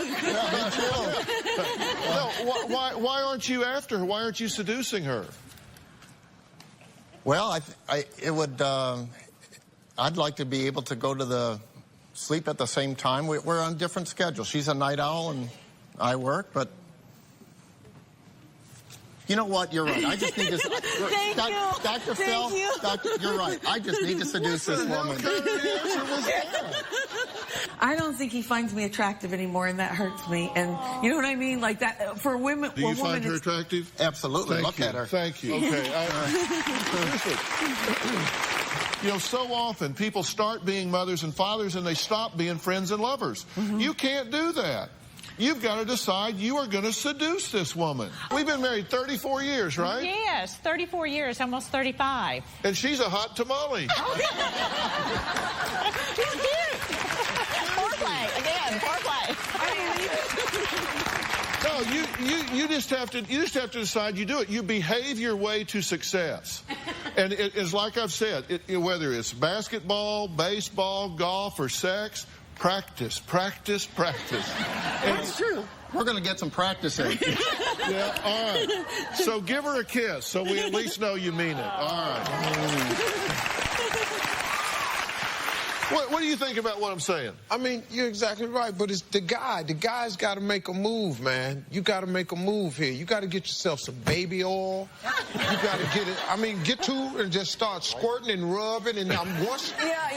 That feels good. It's not just him. It's her too. Yeah, to absolutely. seduce him and keep him interested. I mean, right. Philip just turned 60 years old, and I surprised him with a music video, which I thought was very creative and very sweet of me. So, yeah, I mean, come on, you always have to be Whoa, video. Yeah. All right. All right. Yeah. Dr. Phil and them got a sex tape out. All right. All right. Oh, that's hot. I see you, boy. Stop the cameras. She did do a music video, and it was hot. All right, we got to take a break, and we're going to finish up here. Now, a couple of things. You're going to be able to see Steve perform live at Radio City Music Hall on March 12th, right? You're going to be there March 12th. That's pretty good. I'm there. Radio City Music Hall. Now, Steve and Kirk Franklin kick off their joint comedy gospel tour in Atlanta on March 19th.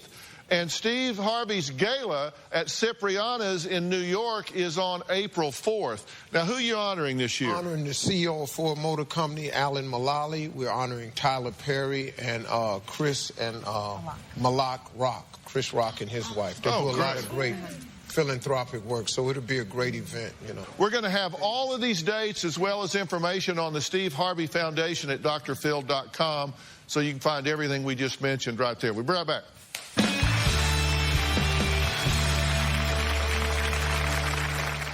I want to thank all of my guests for being here today. Thanks for all the questions. Steve, Marjorie, thank you guys for being here. I really appreciate that. And everyone in the audience is going home with a copy of Steve Harvey's latest book. Great talk, no chaser. Now, if you want to send me your comments, email me at drphil.com or visit my blog, Turning Point, at blog.drphil.com, or you can send me a tweet on Twitter. Thanks for being here. So long.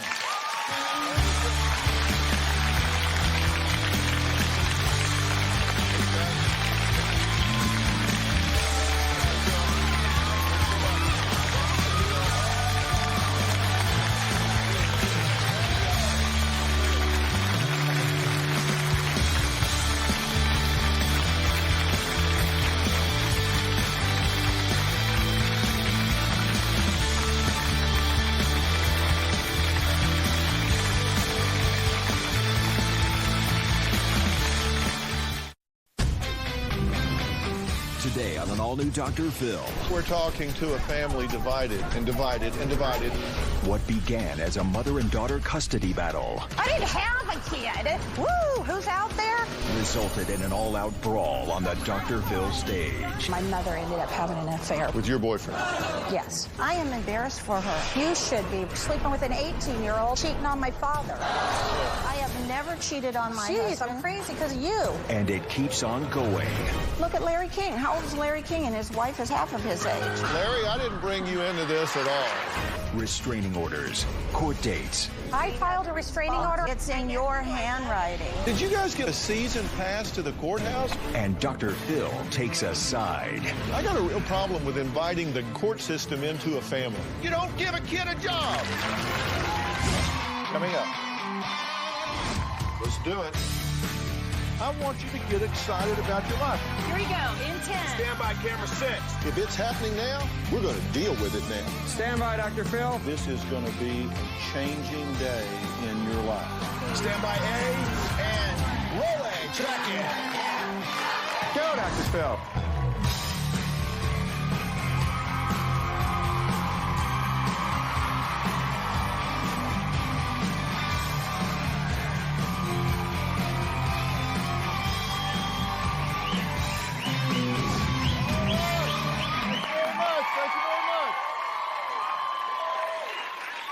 Okay, today we are talking about stalking allegations, surveillance cameras, restraining orders, and we're not talking about the latest primetime TV drama.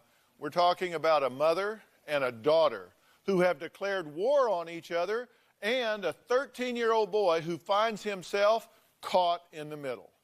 Isn't that always the way? I mean, the kids are the ones that pick up the tab.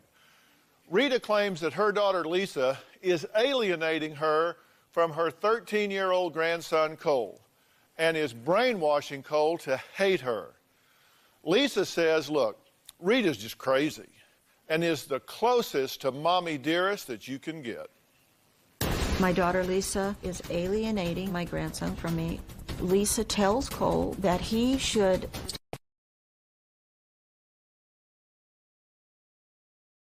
Rita. I call her Rita because I don't feel that mother connection with her. I just feel hatred. Rita has no ethics, no honesty, no loyalty. She's not a mother. She's an evil person. Lisa is very confused, and as a result, I've been forced to take Lisa to court. She's going to be honking, and you're still going to be sitting here. Rita is forcing Cole to spend time with her. You ready? Come on. Rita doesn't care what Cole wants. It's a power struggle. This is about Rita trying to control my life. It's not me that's trying to control Lisa. It's her husband, Brian. Had she not married him, I would still be involved in her life and my grandchildren's. Rita's crazy. I heard that she's placed a tombstone in her backyard with my name on it. She's obsessed with seeing Cole to hurt me. Lisa's brainwashing Cole against me. They recite this prayer: please keep that witch away from our family. If we see her, do not look at her. Rita wants everybody to think I'm poisoning Cole because that's how she gets the attention. Rita's self-absorbed and self-centered. She's probably the closest to the mommy dearest that you'll find. I only see Rita if we're in court. I've gone to court with Lisa at least 15 times. I had to go to court for a restraining order against me. Another time was a restraining order I was placing against her current husband. Rita attached my ex-husband's wages and levied our bank accounts. I was pregnant at the time. I had a miscarriage. I don't even know how we're going to make her rent payment when we can't even make our mortgage payment. She said, I'll take her husband's motorcycle, I'll take his truck. In 2006, I won my grandparents' rights case. The court awarded me 1 weekend every 3 months plus Christmas Eve with my grandson. But Lisa is not obeying the court order. Rita's made us all miserable. I want Rita completely out of my life. I don't want to see her. I don't want to hear her name. I'd like to have her name taken off my birth certificate. Well, we're here with Rita, Lisa, and Lisa's husband, Brian. And I'll just tell all of you from the beginning, I have one interest in this, and it's Cole. I mean, that's the reason that I'm here. That's the reason that I'm talking about this. You said that you were nervous about being on stage with Brian. I did. There has been threats against me by him in the past, and I just don't feel certain if it would have been good for me to be on the same stage with him. Okay, so it is physical. It is physical, yes. Okay, well, that ain't going to happen. Okay. We're all clear about that. That's not what we came here to do, right? No. Okay. So you believe that this is not a loving, supporting mother and grandmother, but an evil woman. Yeah, I do believe she's evil. I was dating my best friend's brother for long, probably close to a year, and my mother ended up having an affair with him. With your boyfriend? Yes. What do you think of your daughter? I think she's confused. Well, she says that you call her an ignoramus and a mental case. I have never called her that. I have never called her a bad name. She said it wouldn't surprise her if you had a tombstone in the backyard with her name on it. I don't know where she comes up with some of these things. Did you burn her baby pictures? No, I did not. Did you throw away all of her hope chests? No, I did not. Did you sue her for that? Yeah. Okay. You had a miscarriage in '93. You blame her. Yeah. Why? Because I was pregnant. It started with a restraining order on me and my first husband, Keith. And then from there, it went to another lawsuit where she said I owed her money. And then from there, it went to levying our bank account. Did you sue her for money damages? I appealed a lawsuit. So I would say, yes, I did sue her. I'm sorry. Why are we suing each other? What? I don't understand. I sued for my grandparents' rights because I love Cole and I had a relationship with him. She lived with me with Cole. I took Cole to school on some mornings when she had to get up and go other places. When she would leave to go out of town to Reno with her. So you want what's best for him, and you think what's best for Cole, and having grandparents in his life are what's best for Cole. She wasn't deprived of her grandparents. Well, she says that you caused him to file bankruptcy, that you asked for her car at the bankruptcy hearing, that they've run up $30,000 to $40,000 in legal fees, that you don't care if their home is foreclosed, that you treat her like roadkill. Why would is that true? I've never asked for her car. I have never called her a bad name. I have never asked her for anything. Are you stalking her? No, I am not. Are you stalking the child? No, I am not. Because they say you're sitting down the street from the house, you're driving around the neighborhood, you're going around the kids' school. No. That they moved and changed their phone number and that you found them anyway? I didn't find him. My youngest daughter, Deanna, gave me the information. Plus, the fact... Have you told people she's a drug user? I never... Well, yes, I probably have. Okay. And that's the reason, one of the reasons that she's in the state of mind that she's in today, possibly. You think she's a drug user? No, she's not a drug user now. But you think she was? She was. You told I lived people with that? her. I lived with her when Okay. she was... Did you go online and pretend to be a teacher and harass her? I didn't harass her. I went online, and this was brought up in the court trial because she moved. I didn't have information. I was hearing things from some of her friends about the children. Did you pretend to be a teacher? I did, so I could find out about my grandkids. Okay, well, we're going to take a break. When we come back, I want to talk about what Lisa's done to fan these fires. We're going to hear from Cole's biological father, Keith, who says that Rita is a habitual liar and a control freak. And the kid's caught in the middle of all this. So I'm just trying to sort it out because I want this to end. By the time we're through today, I want to have some plan for peace. We'll be right back.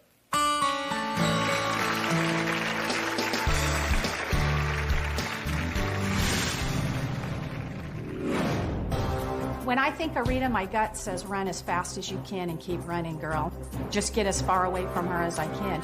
We've moved, but her mother, once again, stalking my wife. It could be a phone call, it could be a letter, it could be an email, it could be driving by our house. She will find a way just to antagonize you.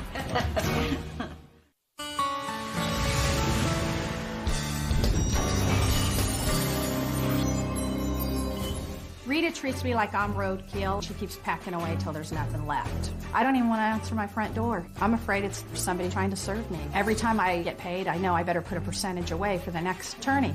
I've already claimed bankruptcy once. My house is in foreclosure. If you really, really love your grandchildren, why would you want your daughter to lose everything? So can a child be brainwashed to despise his own grandmother? That's what we're talking about today. Now, Lisa says that she calls her biological mother because she doesn't want to refer to her as her mother, Rita, is obsessed with ruining her life and using her 13-year-old son, Cole, as a weapon to create that havoc, to ruin her life. That's her lever, that's her hammer to get at her. She says Rita stalks her family, so Lisa had surveillance cameras installed because she fears her mother could actually be dangerous. Now, Rita says, no. I won a visitation with Cole in court, and she says that she would like to someday pursue visitation with her other grandchildren.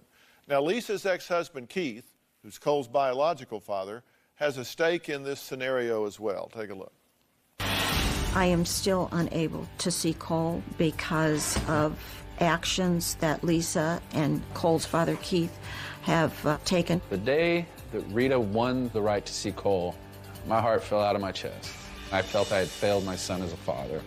I won my grandparents' rights case because I proved that there was a bond between my grandson Cole and myself. It seems like a loophole to me, and she's found it and jumped right in it.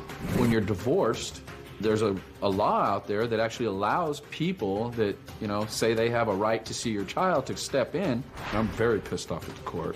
It makes no sense to me whatsoever. I'm very frustrated because even though I've had 2 visits with Cole, it still hasn't allowed me to have the time with him that I deserve as a grandparent. She said one time I tried to rape her. There's 2 things in life I don't tolerate. It's thieves and liars, and I definitely don't want a person around Cole that lies. Did you say that? No, I did not. You didn't say he tried to rape you? No, I did not. I've never been in a room alone with the man. Why do you say that she's accused you of trying to rape her? Because she has. Who did she say it to? Lisa, when we were together, married. We actually lived together in a house. She said I was sneaking under her door trying to get in and rape her. And did she say that? Yeah, she did. She said he was looking underneath the crack underneath the door, and that he was trying to get in. He wanted to rape her. Did you say that? No, I did not. Your tongue alone can send you to hell, and I'll tell you this. If that was the case, I wouldn't have left it at there. I would have called the police, and he would have been spending his time in jail. You can't call if there's no evidence, but you can ruin a relationship with your lies. You don't have to have evidence for rape. You can call, and they'll initiate the case. I would have went in for an examination, whatever it took. No. Okay, so why are you here? I just want to be free. I don't want Rita's shadow on me Why have anymore. you engaged back and forth with this lawsuit stuff? I mean, you've got children involved here. You've got Cole in the middle of all of this. Why are we in this? Listen, I got a real problem with inviting the government, inviting the court system into a family. We had no choice. She filed it. We have to appear. We have to make our case. I was left with no other alternative. This was it for me. She don't see any of her grandkids. She's never even asked for, since we haven't talked in 2002, she's never sent even my 2 little ones a card, a birthday card. She's never tried. Excuse me, when her youngest was born, I didn't even know it. Good. I didn't want you to know. I didn't want you around me. She gave gifts to the children? No, she never gave gifts to the children. Did you cut them up and put them back on her lawn? No, I didn't even have children. And when she's referring to the restraining order in 1993... She says you cut up the gifts that she bought for the kids and left them in her yard. What gifts? She did a drive-by and threw it out of her window. Oh, you're so full of it. I wouldn't go in your neighborhood and do a drive-by. I have tried everything. Wait a minute. These are factual matters. This isn't... Somebody is lying. Did you or did you not take gifts she had purchased for the children, shred them up, and throw them on her yard? Absolutely not. Okay. What gifts? She did. I swear on my life. You're saying that's true? It's absolutely true. I have no reason You could pass a polygraph that's true. Yes, I could. Do you see her do it? I hope you're a good liar. I'll did take one see right her now. Do it. Right now. I saw the Cadillac pull up out front. What Cadillac? An old brown Cadillac. Right there. This is just what year did you see the Cadillac? What year? This was 1990, 1991. Cole wasn't even born until 94. It was gifts that I had. I didn't have a kid. Woo! Who's out there? It was gifts that I had purchased for my grandchildren. Right. And when my grandchildren... She shred them up and threw them on your yard. She shred them up and threw it in my front yard. She didn't. My sister's kids she might be talking about. I didn't have kids. This was right after she filed against me. Are you sure it's the right daughter? I'm positive she was driving. Yeah, I know the 2 of them. Okay. So you didn't do that? No. No. My son was there that day. Really? What was he, 2? And who's brainwashing who? You're annoying. That's Well, I'm your 19 problem. years. You are annoying. Good. I'm glad I'm annoying to you because I'm returning the favor. Where's your son? He's right there. Okay. Did you see them throw these shredded up toys in the yard? I remember there was a bag full of just shredded up toys, books, stuff that she had bought for holidays and had given to the kids. Now, my sister returned some stuff to her. No, she did when not. she quit, when her and Rita had an argument. No, but I didn't have kids, so she didn't give my kids toys, and I didn't shred toys and go by our house. Do you tell your kids that Rita is a witch who will burn them? No, I would. You know what? I would never tell my kids that. I go to church. Do you finish prayers by saying, "And protect us from the wicked witch"? No, I would never even say. Well, you know, that must be something you made up about your own self. Good analogy. That was testified in court during the grandparents' Yeah, rights, by Dr. your Phil. sister, who you put in jail and filed a restraining order. Did you file a restraining order against your sister? It was an order that the judge filed for her to stay away from me. That's a restraining order. No, it's not a restraining order. Okay. Coming up, find out the real reason Lisa is so upset with her mother, Rita. Does it go back to high school? What does her son have to say about all this? I'm just trying to find a thread I can pull towards sanity, towards logic, towards peace. We'll be right back.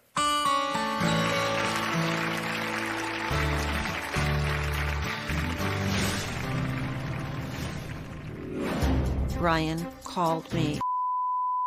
He feels that I'm a threat. I'm fed up with all the torment. I have never seen Rita treat my wife really like her own daughter. There's no mothering there. There's no nurturing. She is a cold person. I don't believe Rita loves anyone. I don't think Rita knows what love is.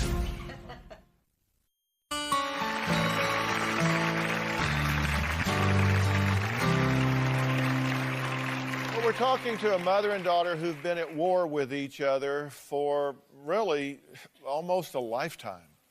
And they're bringing their latest court battle here to our stage today. Lisa says that her relationship with her mother, Rita, is non-existent. She wishes that she could take Rita's name off her birth certificate. Rita says she doesn't understand where this hatred is coming from. Let's take a look at where this all seemed to have started years ago. Rita's husband, Garrett, was my boyfriend in high school, my freshman year. Rita was having sex with Garrett when he was 18, and she was 31. At 14, this was a huge betrayal. I was in shock and embarrassed. I think Lisa did consider Garrett a boyfriend, but I don't think the feeling was mutual. It was horrible. I watched my dad cry every night. I got harassed at school. I did not start my relationship with Garrett until after my divorce. That's another one of Lisa's misconceptions. He pursued me, and we've been together almost 30 years.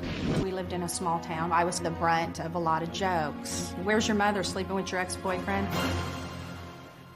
Okay. Does that seem right to you? Right in what way? That she's lying, or right in that I did what she says I did? Well, did you start dating her ex-boyfriend when you were 31 and he was 18? No, I didn't. Did you start having sex with him when you were 31 and he was 18? No, I did not. Am I missing the math a little bit, or did you? I'm 44, and she's been with him 30 years. Sure, first of all, she never dated, really. She had a severe crush on my husband, and her father and I both told her, he is too old for you. You were are going to not high school going to together? date. He was a senior, and she was a freshman. She had just started high school. Were you cheating on your... I wonder why. I have never cheated on my husband. I'm crazy because of you. You should be ashamed of yourself. Yeah, I'm you embarrassed should be, for Rita. her. You should be ashamed You're of embarrassed for yourself. her? I am embarrassed for her because I'm I embarrassed raised you were her to sleeping have with an morals 18-year-old and integrity. cheating on my father. But somewhere something's gone wrong with her. Weren't you kind of old to be dating him, or not dating him? I wasn't dating him. I mean, you look at Larry King. How old is Larry King? And his wife is half of his age. I mean, it's always the misconception. It's okay for the guy, but it's not okay for the woman. It's okay when you're 30. Larry, I didn't bring you into this at all. I didn't say squat. Nothing. But I mean, come on. Is there just bad blood from, I mean, did this start there and it's just boiled up until now? I've tried to forgive her a lot, but it always ends up in the same. There's no Obviously, trust. my husband walked her down the aisle twice. All of our grandkids know as my husband as their grandfather. So I this still is just really love Garrett. He's a nice person until you drove him crazy. Now he's half the shell he was. She thinks because she has a friendship or a platonic relationship with a man that after that point, she owns that man. That man is supposed to be... Do I own you? Or are we pretty good darn friends? Be there for her whenever she needs him. That's always her best friend. She doesn't know how to separate on to friends. herself. That's something you don't know. Let me tell you, is there a tug-of-war going on here and Cole is the rope? That's not my purpose, no. Are you... I don't tell Cole anything. This relationship for the grandparents' rights is between my relationship with Cole. It has nothing at all to do with her, how many people that she's with, who she's been married to. This is specifically so that Cole has the right to have a relationship with me as his grandmother, and that is extremely important. Yeah, why Cole and not the others? You have 4 of the grandkids. You had a choice to see. No, but she has 4 of the grandkids. You had a choice to.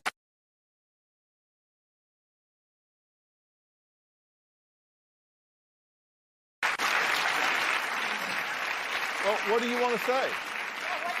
I want to say she has 7 grandkids. One is 22, chooses not to see her.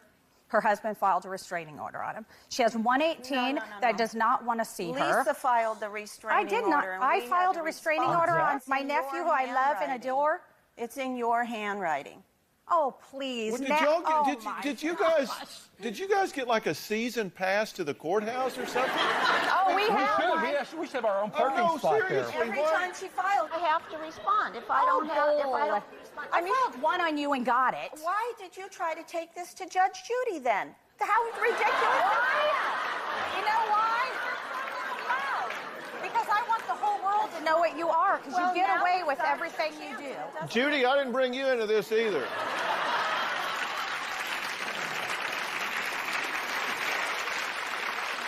Larry and Judy are both friends of mine, and I didn't bring you into this at all. Well, let's take a break. When we come back, let's hear what the 13-year-old boy that's caught in the middle of this nasty family feud has to say. And let me tell you in advance, it's going to be on videotape. He is here, but I have him sequestered in another room. He is not watching this show. I do not believe he should be involved in this. I was very careful in what we did record, and I think you have to protect the children in these situations. So I'm not about to parade him out here in this free-for-all and get involved in adult issues. We're not going to do that. We are going to hear from him on videotape when we come back.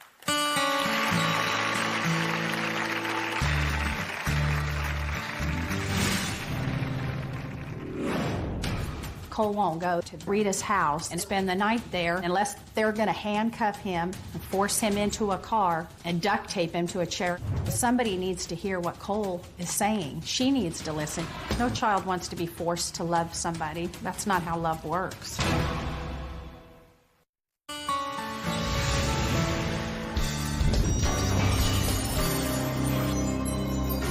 I really hate Lisa. She's Cole should know that my mother is a very loving grandmother. Rita controls her son. He's a puppet. Sean is 25 years old, still lives at home with mom. Keith is pussy whipped. I believe Keith and Lisa are having an affair, even while she's married to her current husband. Well, today we're talking to a family divided and divided and divided and divided. Lisa, her husband Brian, and her ex-husband Keith all agree that Lisa's mother, Rita, should not have visitation with her 13-year-old grandson, Cole. They say she's evil, that she's vindictive, and that she uses the court system to attack them, harass them, and control them. Rita says she will stop at nothing to fight for her grandparents' rights. Now, we had a chance to talk to 13-year-old Cole and find out how he feels about the situation. And as you watch this, I want you to listen very carefully to everything he has to say. I don't want to see my grandmother. She's just a bad person. My grandmother is taking us to court for the right to see me.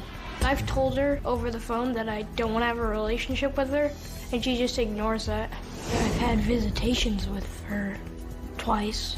The first time I asked to leave early and she wouldn't let me leave. She kept on saying that I need to hear her side of the story. She doesn't like my real dad. Neither does she like my stepdad. She said bad stuff about my parents. I brought up the subject when her husband socked my dad in the face, and she said she wasn't there to stop it. And then like a little bit longer into the conversation, she said she tried to stop him, but before she said she wasn't there. I know she lies a lot because I've heard my parents talk about court and stuff. She said when she was sitting out front of her house, I chased her car down when that's not true. I'm mad because it's my grandmother's fault that my parents are having to go through all this. And I'm sad because my mom's always stressed and my dad's stressed. I'd like Rita just to leave my family alone. Okay, how do you feel about what you just heard? I think that Cole's confused, and I noticed that on the film he mentioned that his mother's stressed when she comes home from court, and he's basically hearing what she says. He's not supposed to hear anything that goes on about court. He's supposed to be kept out of that.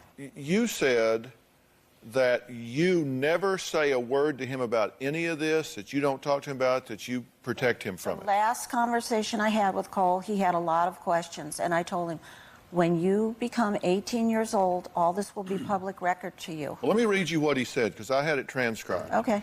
He said, and I can play it back if we need to, I had visitation with her twice. The first time I asked to leave early, and she wouldn't let me leave. She kept on saying that I needed to hear her side of the story. She doesn't like my real dad or my stepdad. Is he lying? He's saying on the phone. Well, I think he's confused. I think I wouldn't call he my didn't sound confused when he said it. He said, well, and I quote, she kept on saying that I needed to hear her side of the story. Then Cole's lying, and it was probably because of his mother How telling does he him. know you don't like his father and his stepfather? I've never told him that. He said, I brought up the subject where her husband socked my dad in the face. That sounds mature. She said she wasn't there to stop it. Longer into the conversation, she said she tried to stop him. No, he's wrong about that. I did say to Cole, I said, if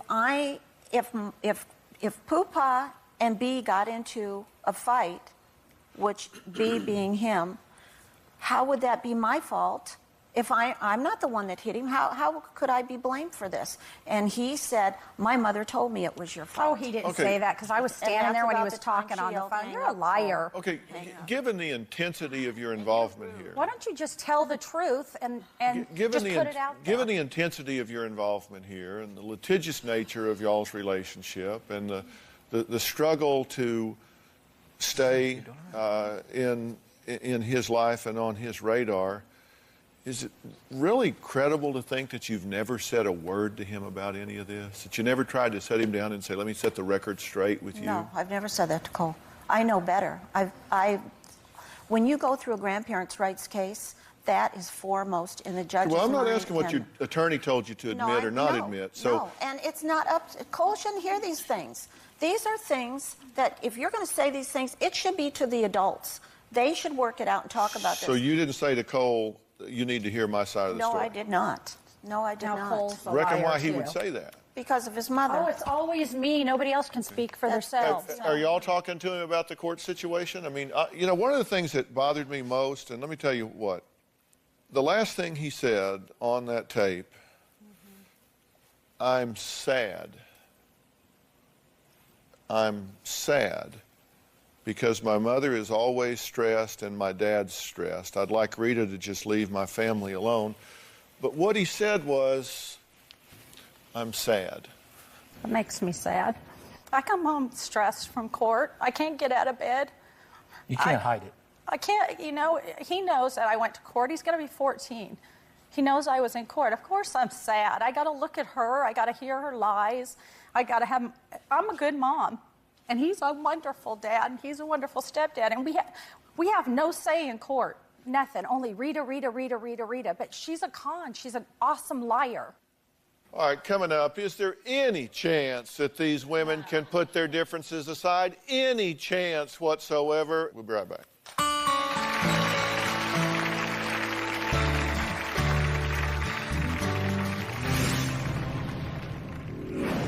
I fear for my life sometimes. I take a camera in my car. I watch around me when I drive. I don't trust her husband. I don't trust what she might push him to do. Rita doesn't care what the consequences are. She's determined to destroy my wife's life if she can. She's a very vindictive person.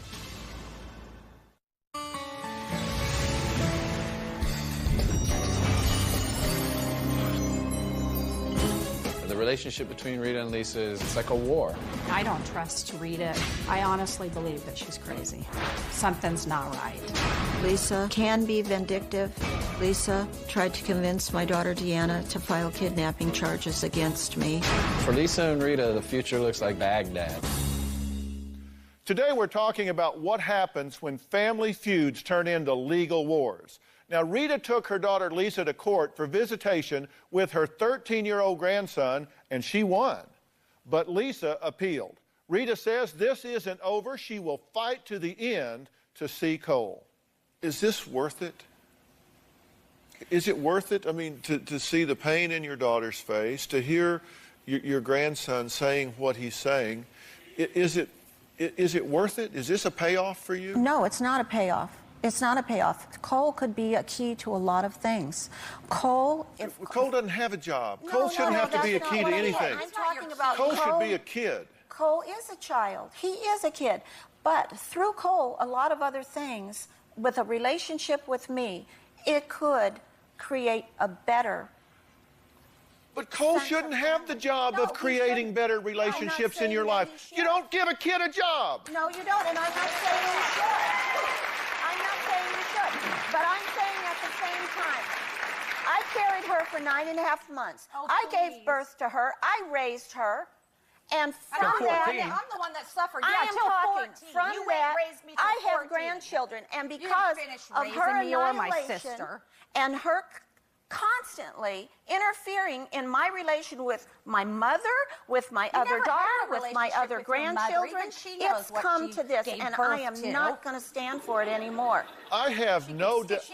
And go back in time, she'd do it. It was the same way. She was making faces. They was giggling. He was slumping in the chair. The judge had to warn him, if you don't straighten up, I'm going to have the bailiff take you out of my court. No, that's not what she said. That's not it You're at all. lying. All right, when we come back, high-profile attorney Gloria Allred weighs in and tells us what she thinks.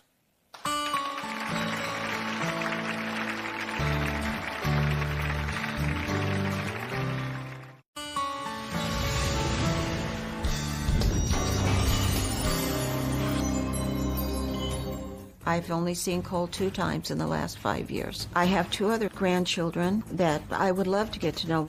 Lisa's youngest child, Dalton, I didn't even know when he was born. I have never seen that child. I don't trust Rita. I know what Rita's capable of. She's good at manipulating people. And when you mess with somebody's mind, especially a kid, it can affect them for the rest of their life. It makes me angry. I'm going to stand up for my rights because I am going to see my grandson and have a relationship with him. Family is everything, and in the end, that's all you have. Lawsuits, restraining orders, even a fist fight at church, by the way. Today we're talking to a family who's in one big battle, and it's over a 13-year-old boy. 13-year-old boy is not here because I will not allow it. We're back with Rita, who says her daughter Lisa, son-in-law Brian, refused to allow her to have court-ordered visits with her grandson Cole. Now, Lisa and Brian say Rita has been telling vicious lies for years and years. Now, Cole's biological dad, Keith, is also here. He agrees that Rita is the root of the problem. So the biological dad, the stepdad, the mother all agree. Gloria Allred is here to answer some questions about grandparents' rights because I know all of you are wondering where these lines are drawn. Now, you seem to be telling me that there are all of these relationships that are ruined and that you've made Cole a battleground. You're standing up for your rights right here, right now, and you're making this a battleground. Is this not really about Cole? Is it about all of these other relationships that you say have been damaged? No, I don't feel I'm making it a battleground.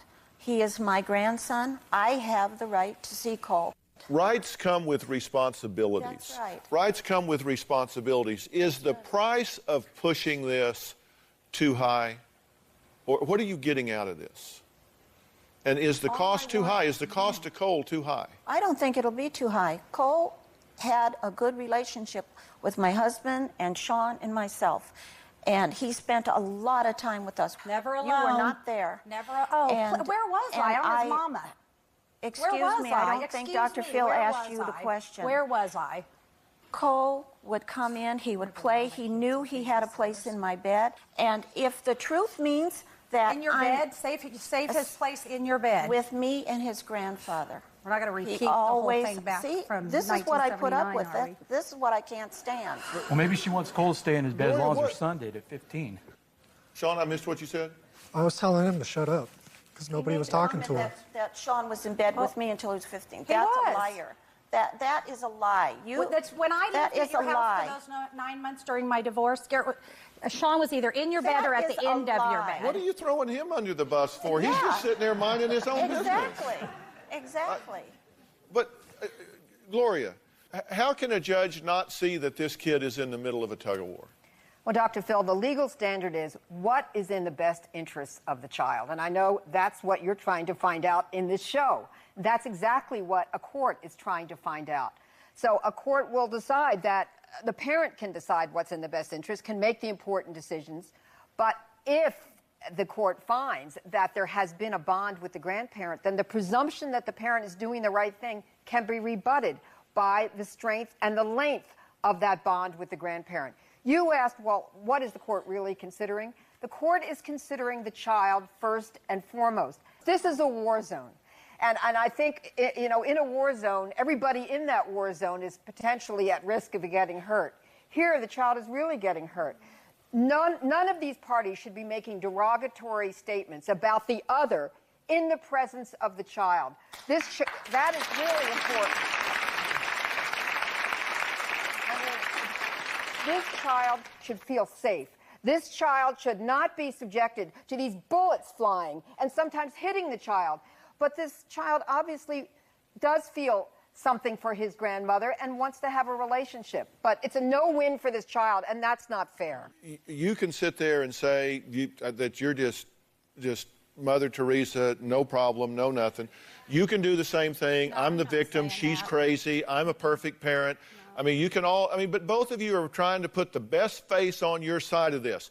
The very fact of the intensity of the litigation going back and forth tells me that you're all out of whack on this deal. A family that's suing each other back and forth, whether you're suing, counter-suing, going back and forth, just the intensity of the litigation tells me that this situation is out of balance. Do you not see that? I see that, and I do. And every time I let her back in my life, no, I'll say, well then, or however. Whenever she wants something, then I get a call. Mom, I need money for my divorce. Please. I can't pay for it. Or, Mom, I can't pay off the wrong car. Now I want to trade it in, but I owe more on the car than it's worth. Can you come down here and negotiate this for me? She didn't give me any money when I was on my own since 14. She was supposed to pay child support. She never paid hers. No. Whatever. I have the court document. Confused. Did any of the three of you hear anything I said, or were you thinking of what you were going to say next with your however or maybe? But she said, don't say but, so I changed it. Okay. I've made mistakes. Well, that's very clever, but are you getting my point? I get exactly where this relationship needs a hero, and you need to take a step back. This relationship needs a hero. You need to take a step back. We'll be right back.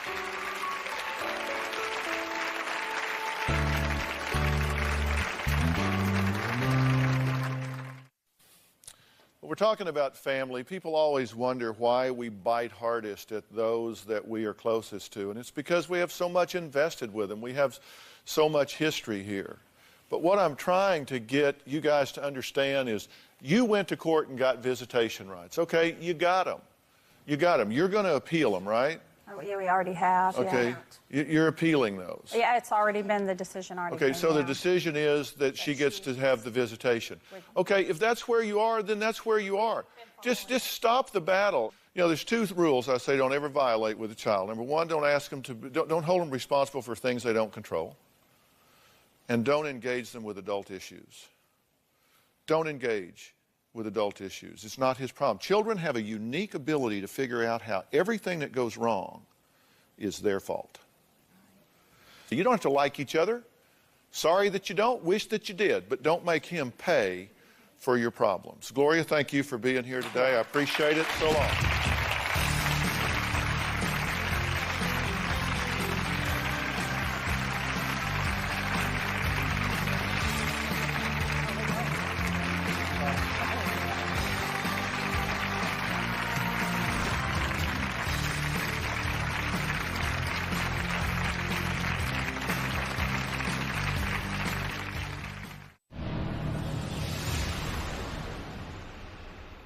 I'm going to stand up for my rights, and I don't give a damn who doesn't like it. It's best for Cole. The less time he spends in that house with his parents, the better off that child will be. Rita will not back off. She will follow this to the very bitter end. I feel guilt because my ex-husband has to live through my pain still. And then B, he has to lose everything fighting for a son that's not his. I can't get away. 说人情冷暖，诉世间百态。大家好，欢迎收听《翠花的秘密》。今天我要给大家分享一个故事。在我30岁生日前几天，朋友发了一个小视频给我。老公月华微笑着从宝格丽营业员手里接过一个漂亮的袋子。他说月华好像买了一个手镯。看了视频，我的心被甜蜜填得满满的。这个直男，终于等到他开窍了。竟然会悄悄地给我买生日礼物了，是想生日那一天给我个惊喜吗？岂不知道就是这个手镯，让我看到了月华的不堪。5年的婚姻也终于走到尽头。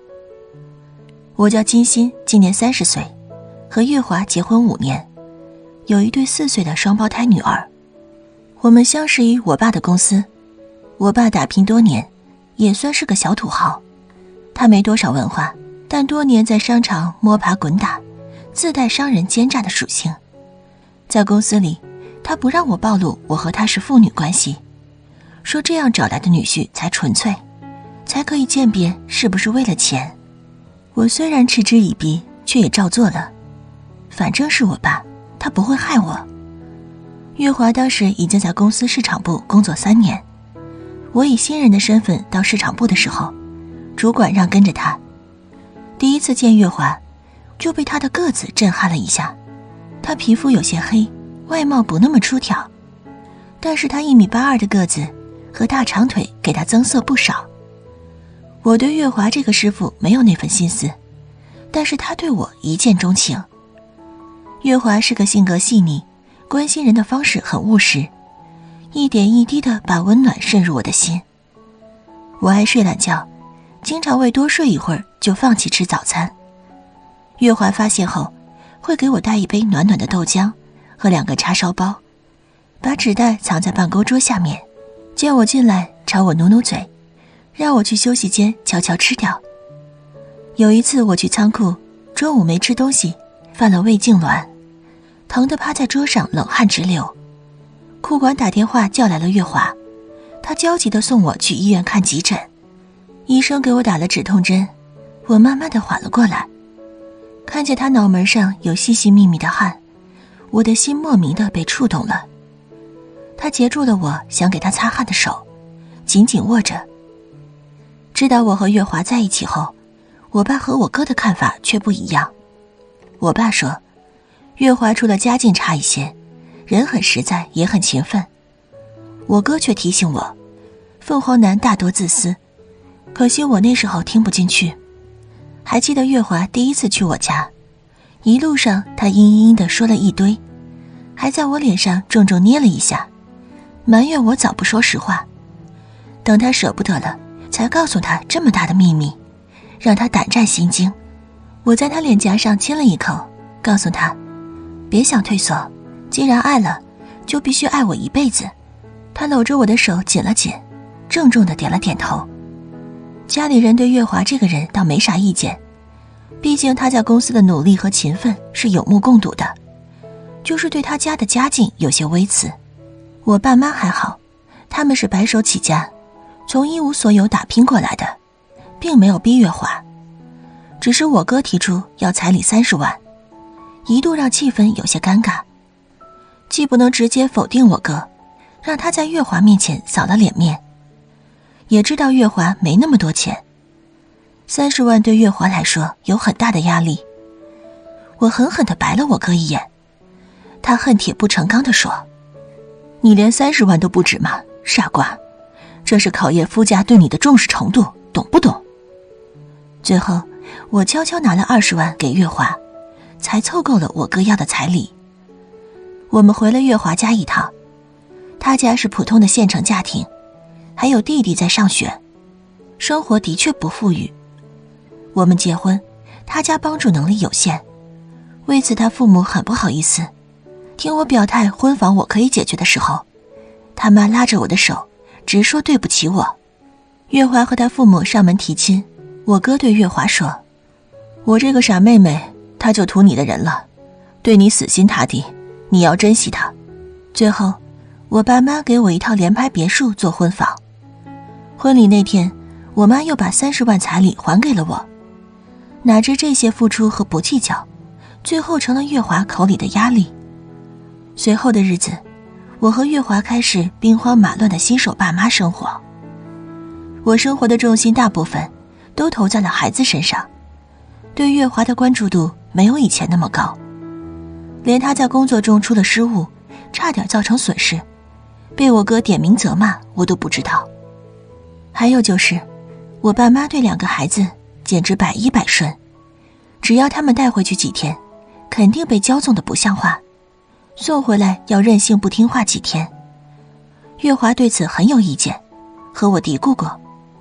我也说过爸妈，可是隔辈亲让他们表面答应，其实一句也没听进去，依然我行我素。最后所有的事情都在我生日的那天发作了。在月华的心里，生日并不是重要的日子，礼物就是今年不变的一束花。但是看了月华宝格丽专柜的视频后，我心里有了期盼。回到家，月华招呼闺女睡觉，他们却一直玩姥爷送的遥控小车。月华连叫几次，他们都没停。月华生气了，抢走了孩子手里的遥控器，强行把孩子抱进楼上的卧室。一时间2个嘹亮的哭声此起彼伏。这种时候我一般不进去，月华通常都会安抚好，平常不消一会儿，父女3个就会躺在床上有说有笑。只是这次出了我的预料，月华暴怒着关了孩子的卧室门，巨大的关门声把2个哭着的孩子吓得生生地止住了哭。我从厨房出来，就看见他脚步又急又重地下楼，直接走出了门。一个晚上我打了几个电话，都提示关机状态。我一夜无眠。第2天早上我去了公司，见到我，月华道歉说他昨晚太急躁，后来看时间晚了，就在办公室沙发上将就了一晚。我嗔怪他跟自己闺女置哪门子的气，还给他整理了一下睡一夜办公室的沙发，却一点褶皱也没有的衬衫。我们到了要撕破脸的时候了。晚上我把所有的证据都摆在月华面前，他惊得眼珠子都要掉出来了。那厚厚的一摞复印件全都是他背叛我的罪证，特别是那张他和刘美英在车里的艳照，赤裸裸的 A 照，刘美英笑得开心又淫荡，我专门截屏打印出来，清晰的无处顿选。我把它放在资料的首页，月华的脸色由红转到白，大概翻了翻，他铁青着脸问我：你监视我？是的，不监视怎么知道我的老公在停车场都敢打野战？我咬着后槽牙说道。本来我想发给刘美英她爸看的，看看她为人师表，教育出的女儿有多豪放。我恶劣地说，不想再与她虚与委蛇。我把离婚协议放在她手边，让她看看合适就签字，还告诉她刘美英丽梅小区的爱巢是我们的婚内财产，让月华这个实际出资人把房卖掉，把钱还回来，不然就别怪我对他不客气。月华的脸色更铁青了，垂着眼睛好半天不说话。在我觉得瓷砖都要被他看出洞的时候，他跪在了我面前，说他不愿意离婚，他会和刘美英断了，也会让他离开公司，说他爱我爱孩子爱这个家云云。我没有打断他的话，但是他这些爱的表白我却是不再信了。随后的日子倒是像回到了正确的运行轨道，一切像是重新开始了。可惜信任没了，心境再也回不到从前。月华似乎真的悔改了，电话电脑的密码也改成了女儿的生日，每天按时回家陪孩子。在我心情好的时候又开始说2胎的事情，而回应的话我却说不出口。我也高估了自己，真正的原谅真的很难。只要他不在我的视线，我就怀疑，就猜测他们是不是会打电话联系，满脑子都是他们在一起的那些画面。有时候想着想着眼泪就流下来。那天婆婆打电话过来，说公公晕倒住院了，让月华有时间回去看看。我也跟着她回去了。回到家，